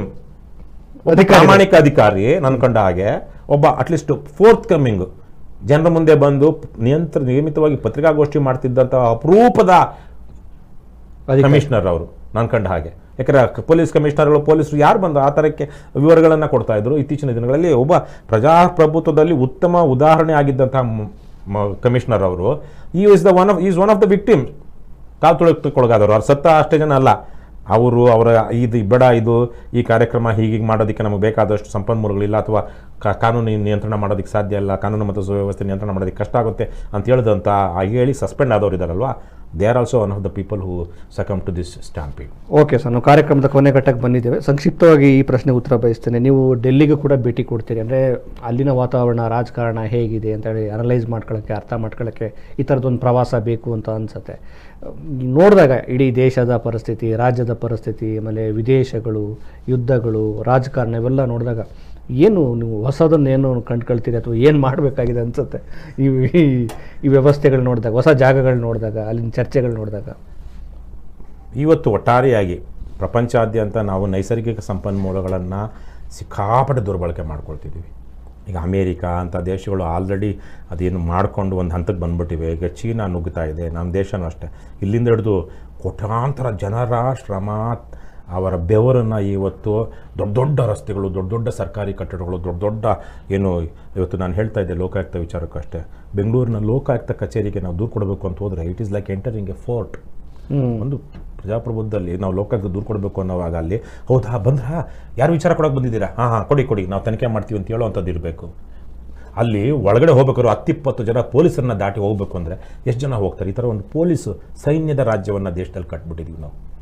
ಡೆಲ್ಲಿಲಿ ನೋಡಿದಾಗಲೂ ಅಷ್ಟೇ ನನಗನ್ಸಿದ್ದು ದೀಸ್ ಆರ್ ಆಲ್ ಲೈಕ್ ಒಂಥರ ಯಾವುದೋ ಎಂಪೈರ್ ಥರ ಕಾಣಿಸ್ತಾ ಇದೆಯೋ ಹೊರತು ಜನರ ಪ್ರಭುತ್ವದ ಥರಕ್ಕೆ ಕಾಣಿಸ್ತಾ ಇಲ್ಲ. ಮತ್ತು ಗ್ಲೋಬಲ್ ವಾರ್ಮಿಂಗ್, ನಿಲ್ಲಿಸಲಾಗದ ಪ್ರಳಯ ಅದು. ಹಾಗಾಗಿ ಭಾರತ ಒಂದು ಸರಳ ಸಹಜ ಜೀವನವನ್ನು ಅಳವಡಿಸಿಕೊಂಡು ಇಡೀ ಪ್ರಪಂಚಕ್ಕೆ ಮಾದರಿಯಾಗಬೇಕು. ಮುಂದಿನ ದಿನಗಳಲ್ಲಿ ಉತ್ಪಾತಗಳು ಆಗುತ್ತೆ, ಅದು ವಿಶೇಷವಾಗಿ ಬರ ಮತ್ತು ಪ್ರವಾಹ. ರೆಗ್ಯುಲರ್ ಆಗಿ 4-5 ವರ್ಷಗಳ ಕಾಲ ಒಂದು ಒಳ್ಳೆಯ ಪ್ಯಾಟ್ರನ್ ಇರುವಂಥ ವೆದರ್ ನಮ್ಗೆ ಸಿಗಲ್ಲ. ಆದರೆ ಇವತ್ತು ಸಿಕ್ಕಾಪಟ್ಟೆ ಟೆಕ್ನಾಲಜಿ ಇಂಪ್ರೂವ್ ಆಗಿರೋದು ಮತ್ತು ಈ ಬೀಜ ಉತ್ಪಾದನೆ ಸೇರಿದಂತೆ ಈ ಬೆಳೆಗಳಲ್ಲೂ ಸಾಕಷ್ಟು ಸಂಶೋಧನೆಗಳಾಗಿರೋದು, ಸಣ್ಣ ಪುಟ್ಟ ಮಳೆಗೇ ಒಂದಷ್ಟು ಬೆಳೆಗಳಾಗೋಂಗೆ ಮಾಡಿದ್ದಾರೆ. ಆದರೆ ಪ್ರವಾಹಗಳು ಬಂದಾಗ, ಕೊಯ್ಲಿನ ಸಮಯದಲ್ಲಿ ಪ್ರವಾಹ ಬಂದರೆ, ಬರಬೇಕಾದ ಸಮಯದಲ್ಲಿ ಬರಲಿಲ್ಲ ಅಂದರೆ ನಿಮಗೆ ಆಹಾರ ಉತ್ಪಾದನೆ ಕಡಿಮೆ ಆಗುತ್ತೆ. ಹಾಗಾಗಿ ಇಂತಹ ಒಂದು ಅರಾಜಕತೆ ಹೋಗ್ತಿರುವಂಥ ಸಂದರ್ಭದಲ್ಲಿ ನನಗೆ ಇಡೀ ಪ್ರಪಂಚವನ್ನು ನೋಡಿದ್ರೆ ಕನಿಕರ ಇದೆ. ಮುಂದಿನ ತಲೆಮಾರುಗಳು ಅಂದರೆ ಇವತ್ತು 15-20 ವರ್ಷ ಇರುವಂಥ ವಯಸ್ಸಿನಲ್ಲಿರುವಂಥವರು, they are going to go through hell. ಮಾಡಿದವ್ರು ಯಾರು? ನಾವು ಅಥವಾ ನಮಗಿಂತ ಹಿಂದಿನ ತಲೆಮಾರಿನವರು. ಹಾಗಾಗಿ ನನಗೇನೋ ಇದು ಪತಂಗ ಬೇಡ ನಿನಗೆ ಬೆಂಕಿಯ ಸಂಘ ಅನ್ನೋ ಥರಕ್ಕೆ ಬೆಂಕಿಗೆ ಹಾರುತ್ತಿರುವ ಪತಂಗಗಳಂತೆ ನನಗೆ ಇವತ್ತಿನ ಸಮಾಜ ಕಾಣಿಸ್ತಿದೆ. ಯಾಕಂದರೆ ಇದನ್ನು ಬಹಳ ಜನಕ್ಕೆ ಇವತ್ತಿನ ನಾವು ಇಷ್ಟೊತ್ತು ಮಾತಾಡಿದಾಗ್ಲೂ ನಿಜವಾದ ಯುದ್ಧ ಎಲ್ಲಿದೆ ನಮ್ಮದು, ನಾವು ಅದನ್ನು ಎದುರುಗೊಳ್ಳಬೇಕು ಅಂದರೆ ಯಾವ ಥರದ ಸಮಾಜ ಕಟ್ಟಬೇಕು ಅನ್ನುವಂಥ ಚಿಂತನೆ ಇಲ್ಲ. ಕರೆಕ್ಟ್. ಬಿ ಜೆ ಪಿಯವ್ನು ಹಂಗೆ ಮಾಡ್ದ, ಕಾಂಗ್ರೆಸ್ ಹಿಂಗೆ ಮಾಡ್ದ, ಆ ಜಾತಿಯವನು ಹಂಗೆ ಮಾಡ್ದ, ಈ ಜಾತಿಯವನು ಹಿಂಗೆ ಮಾಡ್ದ, ಅವ್ನು ದುಡ್ಡು ಮಾಡ್ದ, ಇವ್ನು ದುಡ್ಡು ಮಾಡ್ದ, ನನಗಿಲ್ಲ, ಅವನಿಗಿದೆ ಅಥವಾ ನಾನು ಅವನಿಗಿಂತ ಜಾಸ್ತಿ ಮಾಡಬೇಕು, ಅವನಿಗೆ ನ್ಯಾಯ ಇಲ್ಲ ಧರ್ಮ ಇಲ್ಲ ಅಂತೇಳಿ, ನ್ಯಾಯ ಇಲ್ಲ ಧರ್ಮ ಇಲ್ಲ ಅಂತ ಯಾವನಂತಿದ್ದಾನೆ? ಸ್ವತಃ ಕಡು ಅಧರ್ಮಿ ಕಡು ಅತ್ಯಾಚಾರಿನೇ ಅಂತಿದ್ದಾನೆ. ಅವ್ರಿಗೆ ಇವತ್ತು ವಾಯ್ಸ್ ಇರುವಂಥದ್ದು. ಪ್ರಾಮಾಣಿಕ ಒಂದು ವರ್ಷ ಕಟ್ಟಬೇಕು ಅನ್ನುವಂಥ ವಾಯ್ಸ್ಗಳನ್ನ ದಮನ ಆಗ್ಬಿಟ್ಟಿದೆ, ಜನನೇ ಕೇಳ್ತಾ ಇಲ್ಲ. ಈಗ ಒಬ್ಬ ಅತ್ಯಾಚಾರಿ ತಂದು ಇನ್ನೊಬ್ಬ ಅತ್ಯಾಚಾರ ಇಲ್ಲದೆ ಒಳ್ಳೆ ನ್ಯಾಯ ಇರಬೇಕಪ್ಪ ಸಮಾಜ ಅನ್ನುವಂಥ ಇಬ್ಬರನ್ನ ತಂದು ನಿಲ್ಲಿಸಿದಾಗ ಅತ್ಯಾಚಾರಿ ಆದವನು ಅತ್ಯಾಚಾರ ನಿಲ್ಲಬೇಕು ಅಂದರೆ ಜನ ಅವ್ನಿಗೆ ಚಪ್ಪಾಳೆ ಹೊಡಿತಾ ಇದ್ದಾರೆ. ಇವ್ನು ಅತ್ಯಾಚಾರಿ, ಇವ್ನು ಜೈಲಿಗೆ ಹಾಕ್ಬೇಕ್ರ, ಯಾವ ಹುಷಾರಪ್ಪ ನೀವೆಲ್ಲ ಅಭಿವೃದ್ಧಿ ಅಂದರೆ ಜನ ಹೇಳಿದಂಥವ್ರ ಮೇಲೆ ತಿರುಗಿ ಬೀಳ್ತಾ ಇದ್ದಾರೆ. ಇಂತಹ ಪರಿಸ್ಥಿತಿಯಲ್ಲಿ ನನಗೇನೋ ಇದು ಹುಚ್ಚಾಟಗಳು, ಇದು ಏನು ಇಡೀ ಪ್ರಪಂಚನೇ ಇವತ್ತು ಇರಾನು, ಇಸ್ರೇಲು ಮತ್ತು ರಷ್ಯಾ ಯುಕ್ರೇನ್ ಮೇಲೆ ಮಾಡಿರುವಂಥದ್ದು, ಮುಂದಿನ ದಿನಗಳಲ್ಲಿ ಇನ್ನು ಉತ್ತರ ಕೊರಿಯಾ, ತೈವಾನು, ಹೀಗೇನೇನೋ ಇದೆ. ಅಲ್ಲಿ ವೈಟ್ ಹೌಸಲ್ಲಿ ಒಬ್ಬ ತಲೆ ಕೆಟ್ಟವನೊಬ್ಬ ಕೂತಿದ್ದಾನೆ. ಪ್ರಪಂಚನೇ ವಿಚಿತ್ರವಾಗಿದೆ. ನಮ್ಮ ದೇಶದಲ್ಲಿ 11 ವರ್ಷಗಳಿಂದ ಒಂದು ಪತ್ರಿಕಾಗೋಷ್ಠಿ ಮಾಡಿ ಜನರಿಗೆ ಒಂದು ಪ್ರಜಾಪ್ರಭುತ್ವದ ಉತ್ತರದಾಯಿತ್ವ ತೋರಿಸಬೇಕು ಅನ್ನುವಂಥ ಪ್ರಧಾನಮಂತ್ರಿ ಇಲ್ಲ. ನಮ್ಮ ರಾಜ್ಯದಲ್ಲಿ ಇರುವಂಥವರು ಅವರ ದರ್ಪ, ದೌರ್ಜನ್ಯಗಳು ಅಥವಾ ಇವೆಲ್ಲ ಒಟ್ಟಾರೆಯಾಗಿ ಪ್ರಪಂಚ ಎಲ್ಲೂ ಅಟ್ಲೀಸ್ಟು ಒಂದು ಯುರೋಪ್ ಒಂದು ಮಾದರಿಯಾಗಿತ್ತು. ಇವಾಗ ಯುರೋಪ್ ಒಂದು ಅಮೇರಿಕಾ ನಮಗೇನಾದರೂ ಸಪೋರ್ಟಿಗೆ ಇರುತ್ತೆ, ನೇಟೋ ಇದೆ ನಮಗೆ ಅನ್ನುವಂಥ ಒಂದು ನಂಬಿಕೆಯಲ್ಲಿ ಯುರೋಪ್ ಇತ್ತು. ಇವತ್ತು ಆ ನಂಬಿಕೆ ಬಿಕಾಸ್ ಆಫ್ ಡೊನಾಲ್ಡ್ ಟ್ರಂಪ್ ಎರೋಡ್ ಆಗಿರುವಂಥ ಸಂದರ್ಭದಲ್ಲಿ ಯುರೋಪ್ ಅವರು ಇನ್ಮೇಲೆ ಹೆಚ್ಚೆಚ್ಚು ಮಾರಕಾಸ್ತ್ರಗಳ ಉತ್ಪಾದನೆಗೆ ಹೋಗ್ತಾರೆ. ಎಲ್ಲಿಗೆ ಹೋಗುತ್ತೆ ಇವೆಲ್ಲ? ಸೊ ಸಾಕಷ್ಟು ಗೊಂದಲದಲ್ಲಿ. ಬಟ್ ಇವೆಲ್ಲವುಗಳ ನಡುವೆ ಒಂದಷ್ಟು ಆಶಾವಾದವನ್ನು ಇಟ್ಕೊಳ್ಳಬೇಕಾದ ಅನಿವಾರ್ಯ. ನನಗಿದೆ ಆಶಾವಾದ, ಏನು ಗೊತ್ತಾ, ಇದು ನಿಲ್ಲೋದಿಲ್ಲ. 100 ಕೋಟಿ ಜನ ಸಾಯ್ತಾರೆ, ಅದಾದಮೇಲೆ ಏನೋ ಒಂದಷ್ಟು ಜನ ಮುಂದಿನ ಜನಕ್ಕೆ ಸರಿ ಹೋಗ್ಬೋದು ಅಂತ ಇವತ್ತಿರೋ ಆಶಾವಾದ ನನಗೆ.